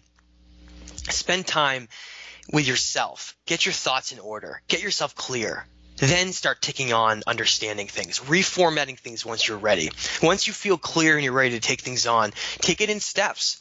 Just start by learning as much as you can with the world around you. Understand this beautiful place we live in. And then start understanding, kind of like I was saying, understand how energy works. Understand how important the ecosystem is. Understanding what they're doing to our financial systems, and just try to understand just these basic components of how our reality is working. And don't try to get too deep until you're ready for it, because if you follow steps of what you're ready for, you'll be much less likely to reject it. And that doesn't mean you can't push yourself, because in some cases, like I said, the road down to truth is the most difficult thing you'll ever do.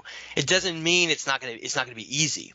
It just means you're ready to take on a challenge when you feel that you're ready. And so follow it in stages and steps.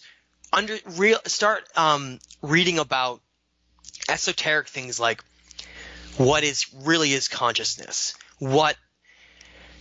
how does technology affect our energy body here, and all these various things. And you start and then of course the world starts taking on a different meaning to you. You start realizing that when you're spending 8 to 10 hours or more at work, and you get home and you're completely exhausted, you then develop the awareness to recognize, maybe I have a certain amount of energy that gets expended during the day. And you start to put the pieces together that if someone was to redirect their energy into certain areas, they could all of a sudden find major growth in their life.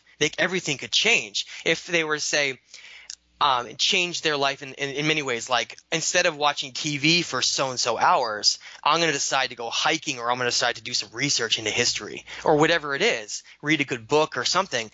By changing the energy of where you focus yourself and your attention, you can change everything. You can all of a sudden start putting on this kind of accelerated place where you felt like you were a stagnant point in your life, or maybe you weren't really changing much. It's amazing how fast we can actually change. Because for me, I haven't been researching truth since I was like a child or anything.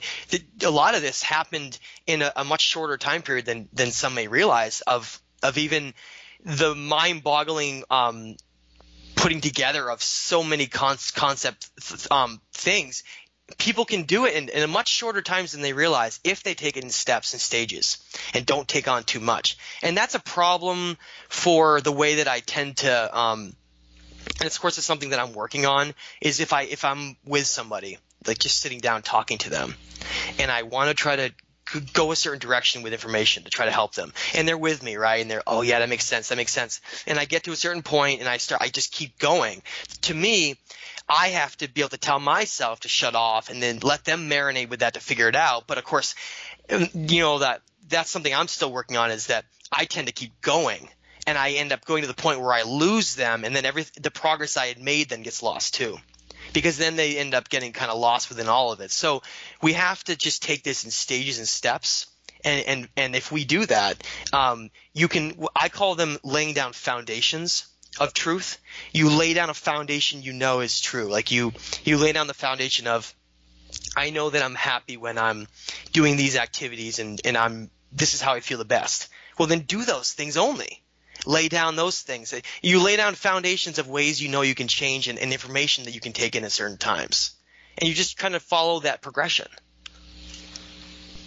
Well, this also raises another question, a very hotly debated subject, as to another thing people constantly agree to disagree on: the extent to which it's okay for people to have an "I want to be a slave" mentality. I have been asserting on many of my previous shows actually that it is something you don't have a right to do. Well, you have a right to do anything that does not result in you causing harm or intending to cause harm to another person or property through negligence or deliberate intent. Well, if you really think about it, wanting to be a slave or wanting to be a sheeple, if you want to be that, you're actually causing harm. Because by wanting to be a slave, you are actually making it easier for the powers that be to control all the other people who don't want to be a slave. So using that logic alone, you can deduce, okay, you are harming society by wanting to be a slave, therefore you don't have a right to be a slave. Therefore, those of us that do not want to be slaves have the right to hassle and harass those who want to be slaves to wake them up out of their trance. And if they refuse to wake up, then, dare I say it, then we have the right to do to them what that guy in the movie They Live did to his friend who refused to put on the glasses. Now, many people would assert that's way off the deep end, and you should never, ever resort to that. But then again, can we use violence, and what kind of violence should we use to those that want to be slaves to wake them up if we are to accept, okay, you don't have a right to be a slave, we have the right to force them to wake up? Well, that's something that I think we have to take a strong stance on. There should never be violence involved in truth. During revolutions, if we need to fight against ourselves with some, militia government or something, that's a different story. But in our current reality right now, of being a civilized society trying to move forward, there shouldn't be any reason why we have to physically harm someone to try to have them find the truth. Because the way it really works is when you start looking into the constructs of what's kind of allowed for us here, you learn that we are incarnating into this planet. This is a reincarnation place. That's why this has always been here. And part of that is that we have free will. And that's why our timeline has been so manipulated on so many levels, is that if you have free will, it basically allows anything to happen. It means that manipulation could happen on either end of the spectrum. You could either be manipulated to reach the highest state you possibly could, given that information, or you could be manipulated because they are both manipulations. It's a manipulation of how someone thinks. You could be manipulated by those who want to keep you in a certain state and don't want you to reach a higher conscious state, because then you start becoming kind of what we consider a co-creator of reality, of our thoughts. And that's the idea that we were talking about earlier. Everything is simply based on vibration, and that the physical reality is not quite what we think it is. And the way that kind of works, and it's kind of, you're getting into quantum physics and stuff, is that our mind is so powerful. Us as mortals here, we're so powerful that if we knew how to control our mind in a certain way, like some of the ancients did, you can actually manipulate reality. And we are actually doing that on a collective level. Because most of society is going with the narrative that's given, the reality is going a certain way. That's how it's working. Simple as that. People are accepting this fear mentality of the world, and that's how reality is manifesting. On the other side, if people decided they didn't want this any longer and they refused to buy into all this stuff, it would just kind of all collapse and disappear. The only reason why all these things are going on is that people are supporting their politicians and governments and buying into that they have their best interests and that they should be spending like 80% of their money into defense or something like insane like that, like we have right now. And that's a manipulation of the people to try to make them think that their education and their health and their food and their well-being of their own place is far less important than their own security, whereas there's not really any security concerns to begin with, and it's all just kind of chess matches with armies kind of fighting against each other. Whereas, and I want to bring up an incredibly powerful quote, one of these quotes that everybody can go look up too, is that on her deathbed, and I wrote this in the book, it's one of those powerful quotes you could ever read.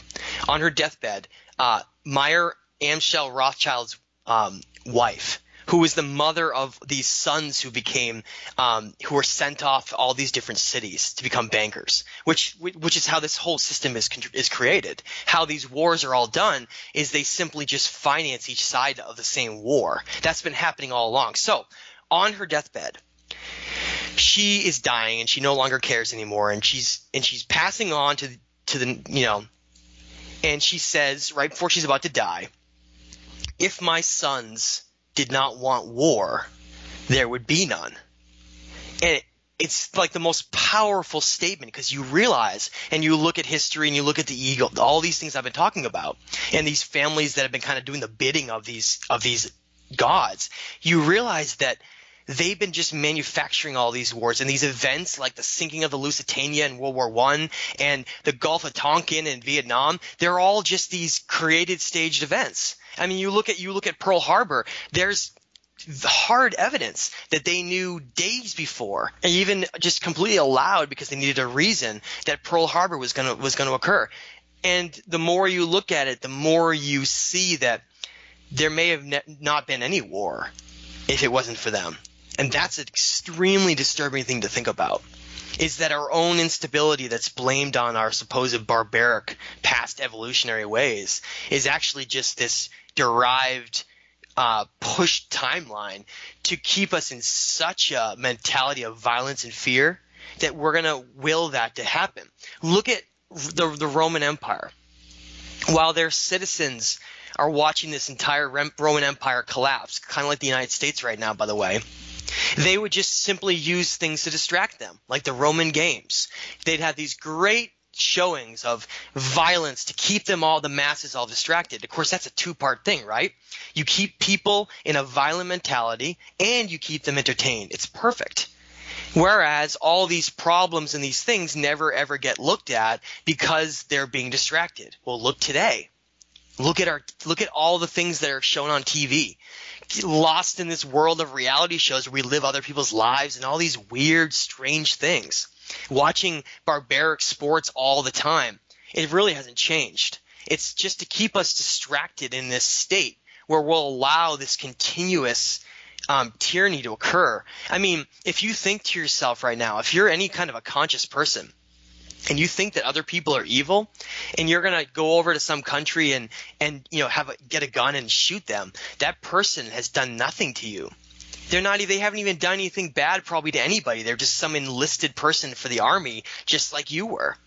Why are people killing each other when they have no reason to, based on something that the other person has done to them? It's almost like madness if you start thinking of it objectively, of like how someone could be sent off to some place and never come home again, and yet we're made to believe that that's honorable and great. Yeah, it's the biggest sacrifice you could ever make, but the point is it wasn't necessary. People don't have to die just so that these banking families can have some piece of territory be changed over and for whatever controlling idea that they want for it. So if we start zooming out from history objectively, and we look at all these events, and we look at how everything's going, it almost makes you sick. It makes you feel like you're in a nightmare, because we are in a nightmare right now, but we're waking up from that nightmare. And I like to point out that it's that phrase that everybody uses that's very accurate. It's always darkest before the dawn. That's very true.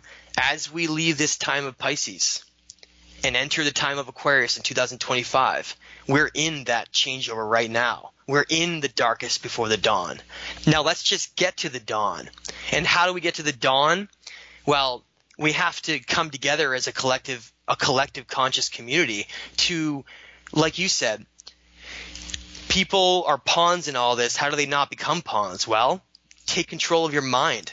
Take control of your consciousness. Become your own sentient conscience being, where you now are in control of your own thoughts. Because when you do that, you change far more than you realize. And we're all part of this, and so we have to come together and get on the same page with saying, well, let's all find the truth, because we're not being told the truth.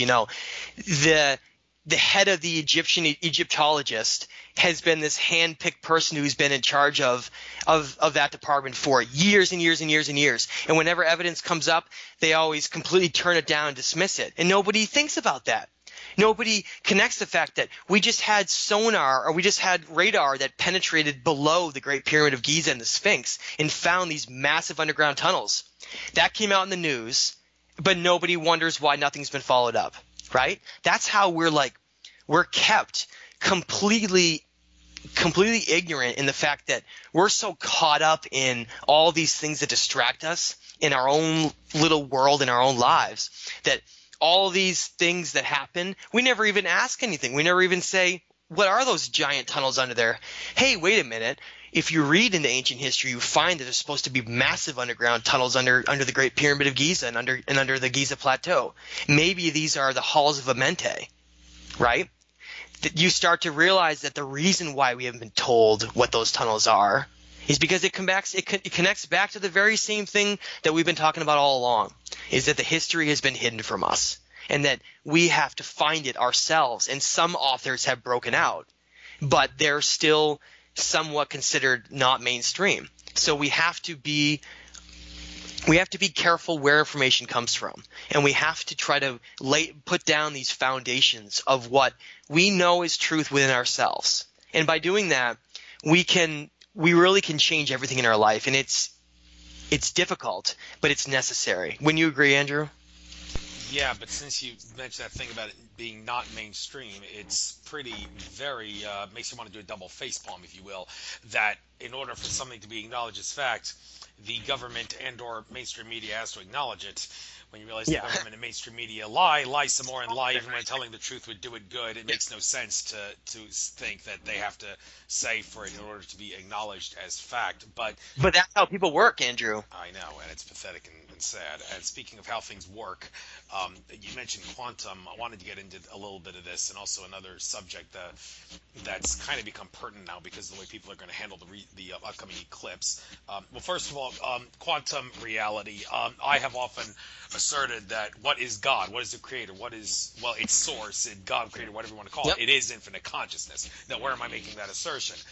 Two things. One, the double slit experiment and what it implies, and also the mathematics behind the Mandelbrot set, and how the fact that no matter what you do to any part of the Mandelbrot set, no matter how small you zoom into the infinite Mandelbrot set, which is a boundless but finite figure that looks like a beetle, you will affect every other part within the greater Mandelbrot set, even at the smallest minute amounts. What does that imply? Well, it implies that blinking your eyes will affect the winds on the planet Neptune, albeit at an extremely small level that's, for all intents and purposes, non-existent.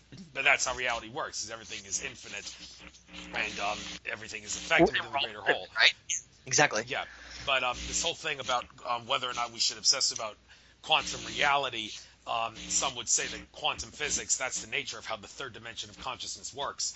And if you obsess about how the third dimension of consciousness works, the physics behind it, which is quantum physics, you will keep yourself trapped within the third dimensional construct. Therefore, you need to get metaphysical and move beyond what the quantum physics textbooks assert. But then again, many would say, well, you gotta understand how quantum physics works to understand this reality if you actually want to ascend beyond this reality. So what's your take on this debatable? Oh, you agree with that? Okay.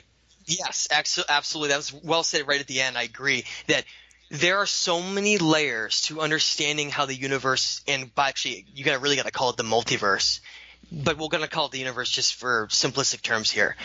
The complexity of the universe is so far beyond what even humanity has reached yet in its stages. We've only touched the surface of it.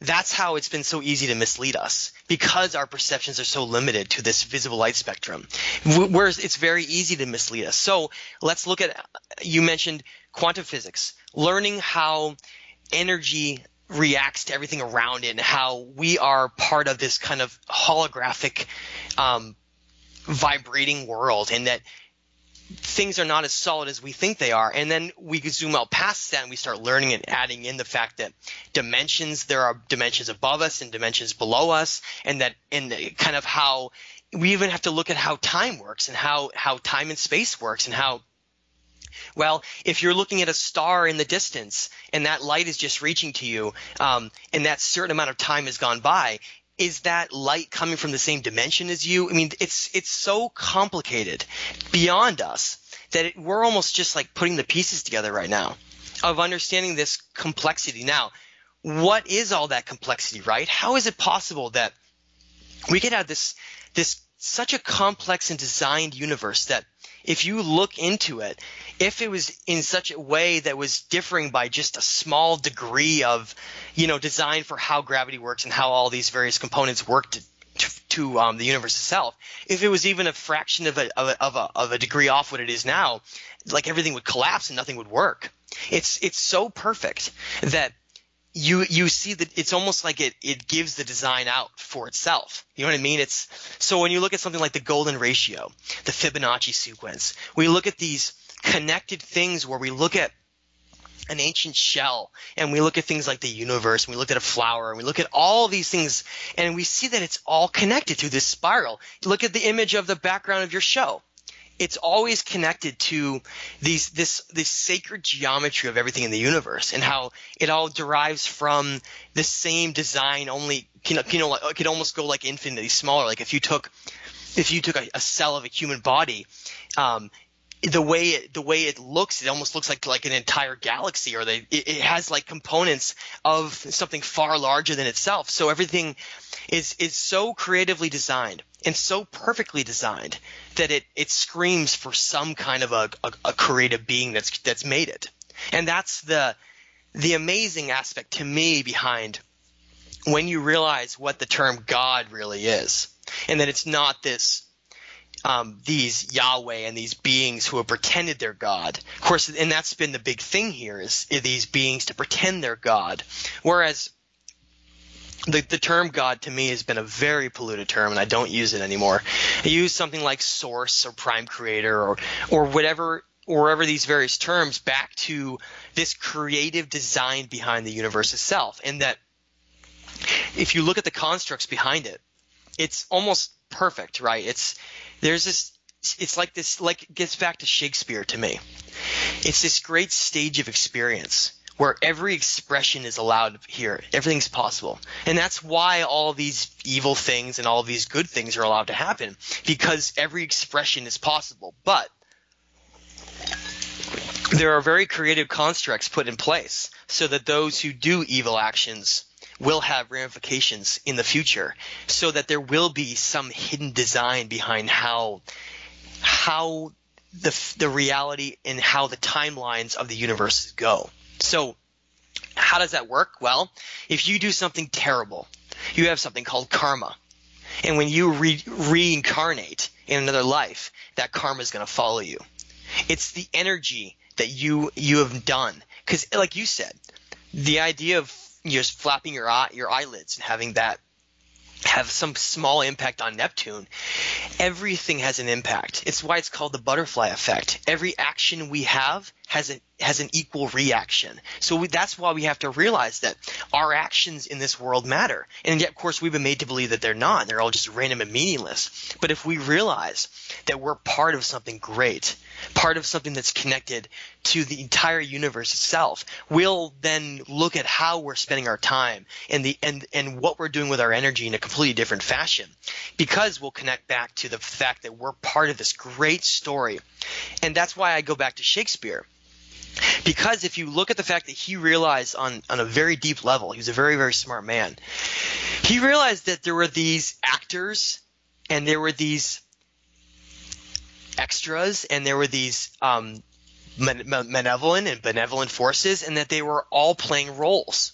It was just all roles of energy and roles of energy and expression here. And that's kind of how the foundation of the whole thing works. And so if you do good things, those actions will follow you into other reincarnations and other timelines, and you'll affect entire sequences of your reality by doing certain things. So we're in this life right now, everybody is in this reality where they have a certain amount of time before it's up until they have to start over again. And the trick is that every time you start over, when you're born, you forget everything. But you still retain certain things like reflexes and certain gifts that you had developed.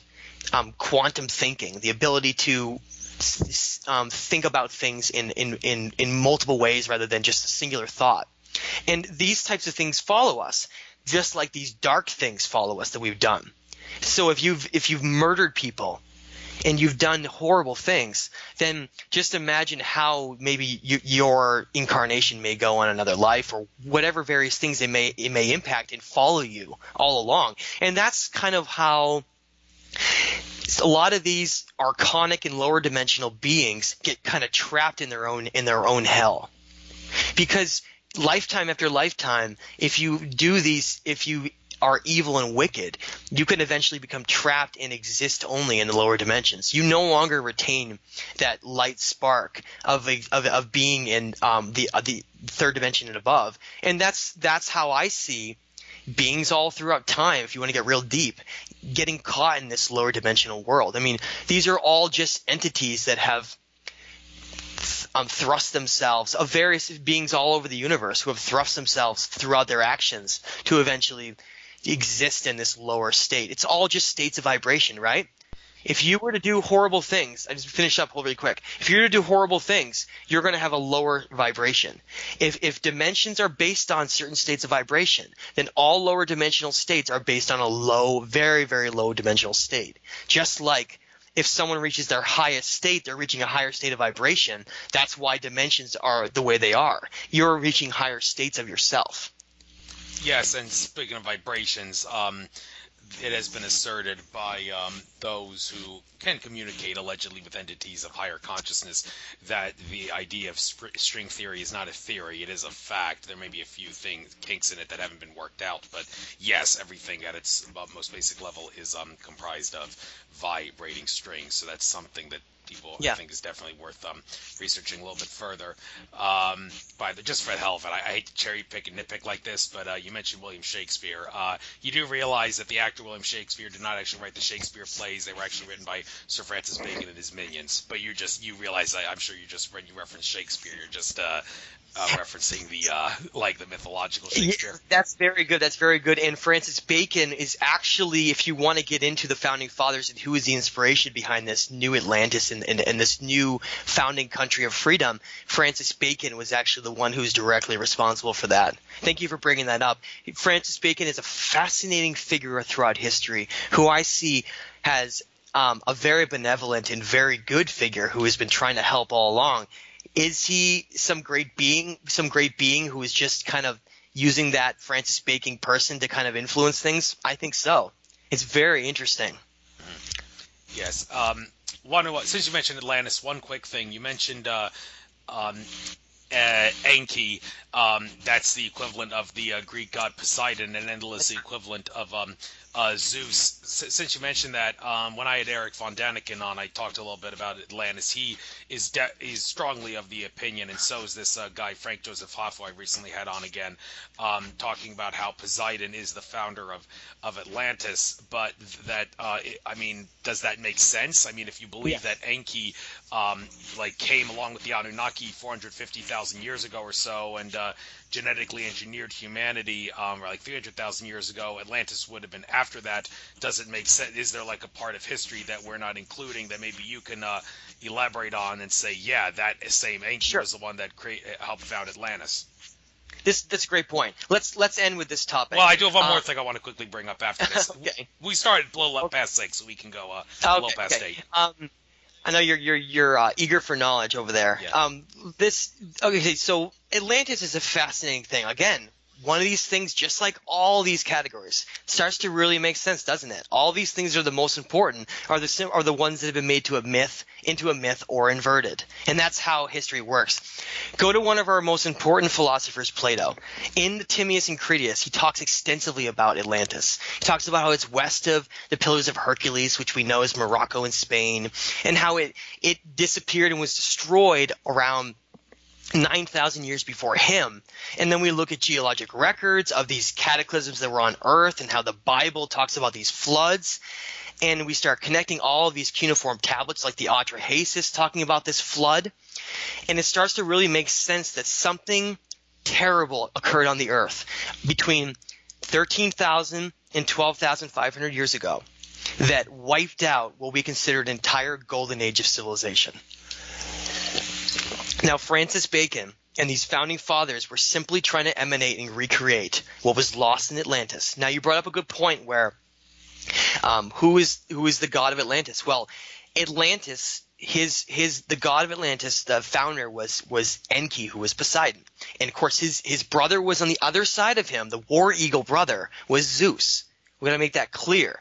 And it goes all the way back to, if you look at the fight of the Titans versus the Olympians. The Olympians were simply Zeus's side, and the Titans were simply Poseidon and his army. And it represented this great battle that had occurred in Atlantis, because Atlantis was originally propped up as this conscious enlightenment, sophisticated city far beyond we even have now.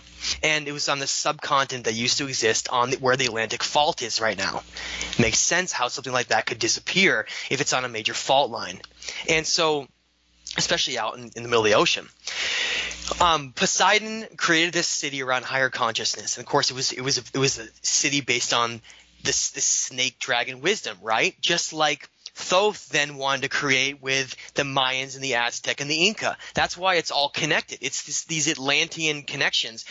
And that's why if you go to the records of Teotihuacan, you can go and find the whole connection with Dr. Doriel and the Emerald Tablets, and connecting back to where Thoth calls himself Thoth the Atlantean.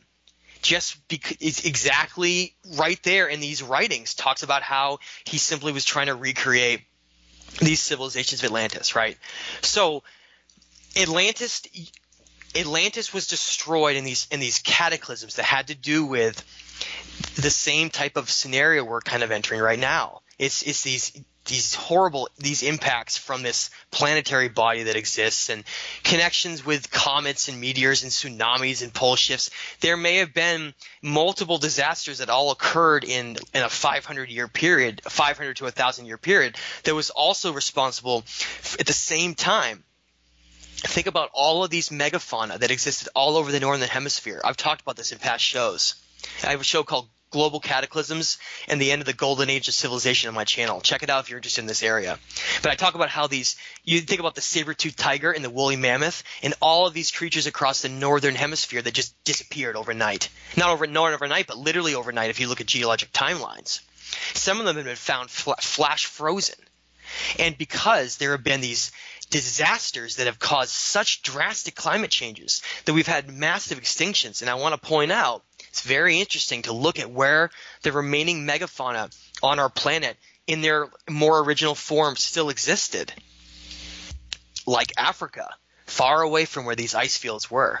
And it starts to kind of correlate with how events in our history have happened, connecting with how a great golden age could have been lost. You know, the origins of when the pyramids were built, and Atlantis and Gobekli Tepe and a lot of these ancient places across the world that are truly ancient, old, they tie to this golden age that was wiped out. And I call it the time we're in right now, I call us kind of humanity with amnesia, because after these disasters occurred, it's talked about in the Atrahasis how Enlil then took advantage of that and recreated and took control of reality to then manipulate and cover all this up. That's why we don't understand the truth, because since that disaster occurred, where very few humans actually even survived, and that's true. Noah was simply the name of Atrahasis. We were made to believe, just like Atlantis, that he's a myth. But his name was actually Atrahasis, and it represented his DNA surviving. And so after that point occurred, you can read about how it talks about how they decided to control our timeline in history and never let us know the truth of what had occurred, with the secrets of our DNA connecting all the way back to Atlantis and all of these things. That's why all these lies, and that's why the truth is so big, because they've had to hide it since these events of the last 400,000 years, like you brought up. Yes, thank you. And what the final subject before we call it a night, I do want to talk about this because it's kind of pertinent with the eclipse coming. The nature of how our reality is created based on our beliefs, and how a false belief can actually affect people that don't believe that false belief, and how this specifically, the best example I use to illustrate this is sun gazing, and whether or not it is harmful. Now, I am a sun gazer, an avid sun gazer. I'm getting a lot of flack for it, especially from my mother, who's an ophthalmologist. In fact, they recently at her office gave me a pair of solar eclipse protection glasses that I don't even think I'm going to bother using them, because I mean, the idea, if sun gazing at the sun when it's not covered by an eclipse by the moon is safe, then obviously it can't possibly be dangerous when it is covered by the moon. So all this stuff about it being unsafe to look at the sun when it's in an eclipse is horsepucky. Well, here's the problem. Well, first of all, Akashic Records reader Andrew Bartzis did assert in a session he did a few years ago during when the summer solstice was on like a weekend. He said, try to get out as much as possible on this solstice weekend, look at the sun. The system tells you go blind, but in reality the electromagnetic energy of the sun bypasses the physical and goes right to the brain to neutralize everything in your body for the better and all that. And when he was asked, is there a set time that you should sun gaze, I mean, many people would have thought he should have said only sun gaze during the first hour of sunrise and the last hour of sunset, because that's when the UV index is 0 and that's the only time it's safe. But he didn't say that. He said sun gazing begins whenever you get up. If you believe in early to bed, early to rise, then it can begin at sunrise. But if you're a night owl who sleeps in, then sun gazing can begin at solar noon or 2 in the afternoon. And some people who I've spoken to about this, including Samuel Kilwaz, a recent person I interviewed, he said he claims he knows somebody who sun gazed at like solar noon and he burned his retina. And in the documentary Eat the Sun, where HRM was caught eating, among other things, well, in that documentary, the guy who was HRM's protege, he also allegedly suffered damage when he was sun gazing. So a lot of people would who saw that would approach Andrew Bartzis and say, okay, so how can you assert sun gazing is safe? Well, I'm going to possibly give an answer to this. All those people who have had their eyes damaged through sun gazing, let me go off the deep end, assert their eyes were not damaged by the sun. What really damaged their eyes was the fact that the very significant percentage of people on planet Earth have been suckered into believing that looking at the sun will cause harm, and that by virtue of the fact that energy flows where attention goes, and also by virtue of the fact that our thoughts manifest reality, hence the fact that the placebo effect is real. Is it possible that of the large collective consciousness of people who believe that sun gazing is harmful can cause a placebo effect, a collective consciousness placebo effect, whereby people who sun gaze will have damage caused to their eyes, and all those people who have damage caused to their eyes, hey, don't blame the sun, blame all the people on planet Earth who believe that sun gazing is harmful. And if you think that sounds crazy, I'd like to point out that at a recent conference I was at, a woman talked about how she always stressed about her kids getting the flu every time winter came along, and but one year she learned about the law of attraction and how it works, and she decided to envision her kids not getting the flu and having a very healthy winter, and lo and behold, her kids stopped getting the flu after that. So if her believing and stressing out about her kids getting the flu will give their kids the flu, then does it make sense for me to bitch at my mother and say, well, you stressing out about me getting damage from my eyes looking at the sun all the time is going to cause damage to my eyes, not the sun, it's you stressing out. Well, I did tell my mother that, and well, she did not take very kindly to it at all, but I think maybe my collective consciousness placebo effect theory does have some validity to it. And all those people say, well, no, if you believe that it can't hurt you and you think you are infinite and you have the power, then you can overcome that. Oh, really? Well, if 100 million people are trying to bombard you with like voodoo energy to cause harm to you in like a voodoo doll type manner, then I don't care how high in tune you are with your consciousness, all that collective energy from those people that are trying to use consciousness energy to harm you, they're going to be able to harm you. So, okay, so just all these people that are going to be looking at the sun during the eclipse think, okay, my eyes aren't going to be damaged. Well, do they maybe have something to worry about, because all the people that believe that looking at the sun will cause damage to your eyes may actually cause damage to their eyes.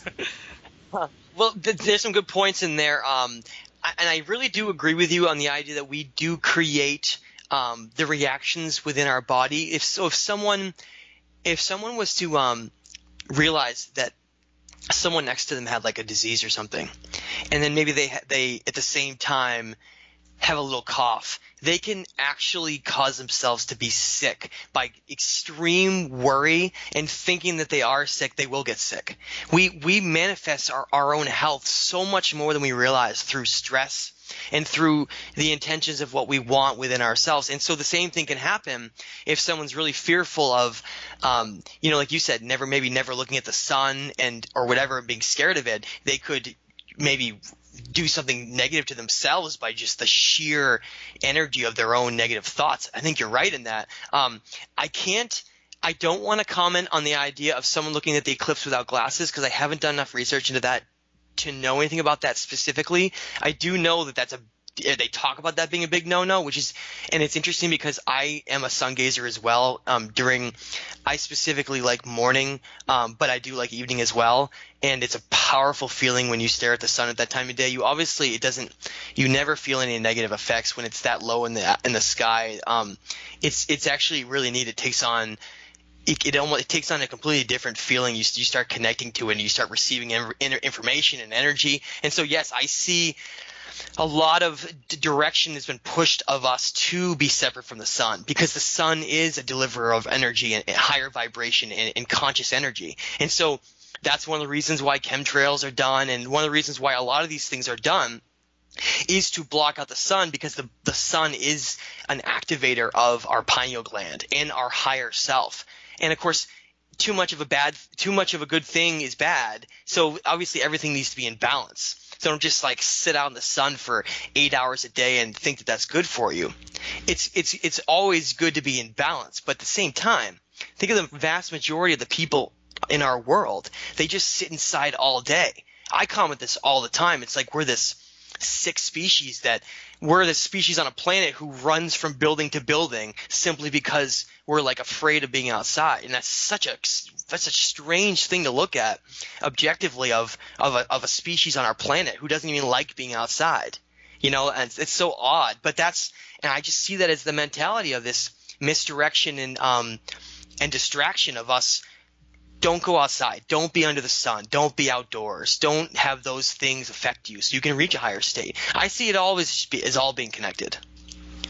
Okay, so basically you really couldn't provide a direct answer, but you wanted to try to elaborate on how you see the issue and help people make sense of it, which is fair enough. I haven't done enough research on looking at the eclipse directly to say something and then potentially have someone do it. I don't want to. Yeah. But it does seem ridiculous that if it is true that looking at the sun, even when it's in solar noon, is not going to cause damage to your eyes, well, then how could it possibly cause damage when it's covered by the moon? That doesn't really make any sense. So, I think the answer is pretty straightforward. But then again, some people, like the guy I spoke to earlier, would assert, well, sun, you will burn your retinas if you look at the sun when it's up in the air and not just at sunrise and sunset. So there is it's an agree to disagree issue, and definitely deserves more research. But I have been looking at the sun when it's high up in the sky, and I haven't had any problems with it in terms of vision. I mean, maybe my beliefs there and believing what Bart has said has helped me with that, but I don't know. I don't really know if I should say a lot more on that anyway. But all right, I guess that's a good way to end the interview. Went a little bit over 2 hours, but that's okay. We could have gone past 6 past 8, because we did go a little past 6. Just no problem. It was a great conversation, Andrew. I really appreciated it, and I learned a lot myself from this. So I think I'll subscribe to your YouTube channel as soon as I hang up on you now, because I last uploaded a video about 2 weeks ago. By all means, upload, even if it's not your work. You do seem to upload some cool things here that are worth watching. Thank you. So by all means, keep up the good work there, and good luck on all your future endeavors and everything else. Pleasure talking to you. Enjoy the rest of your trek throughout infinite consciousness. Bye-bye. Thank you, Andrew. Appreciate it.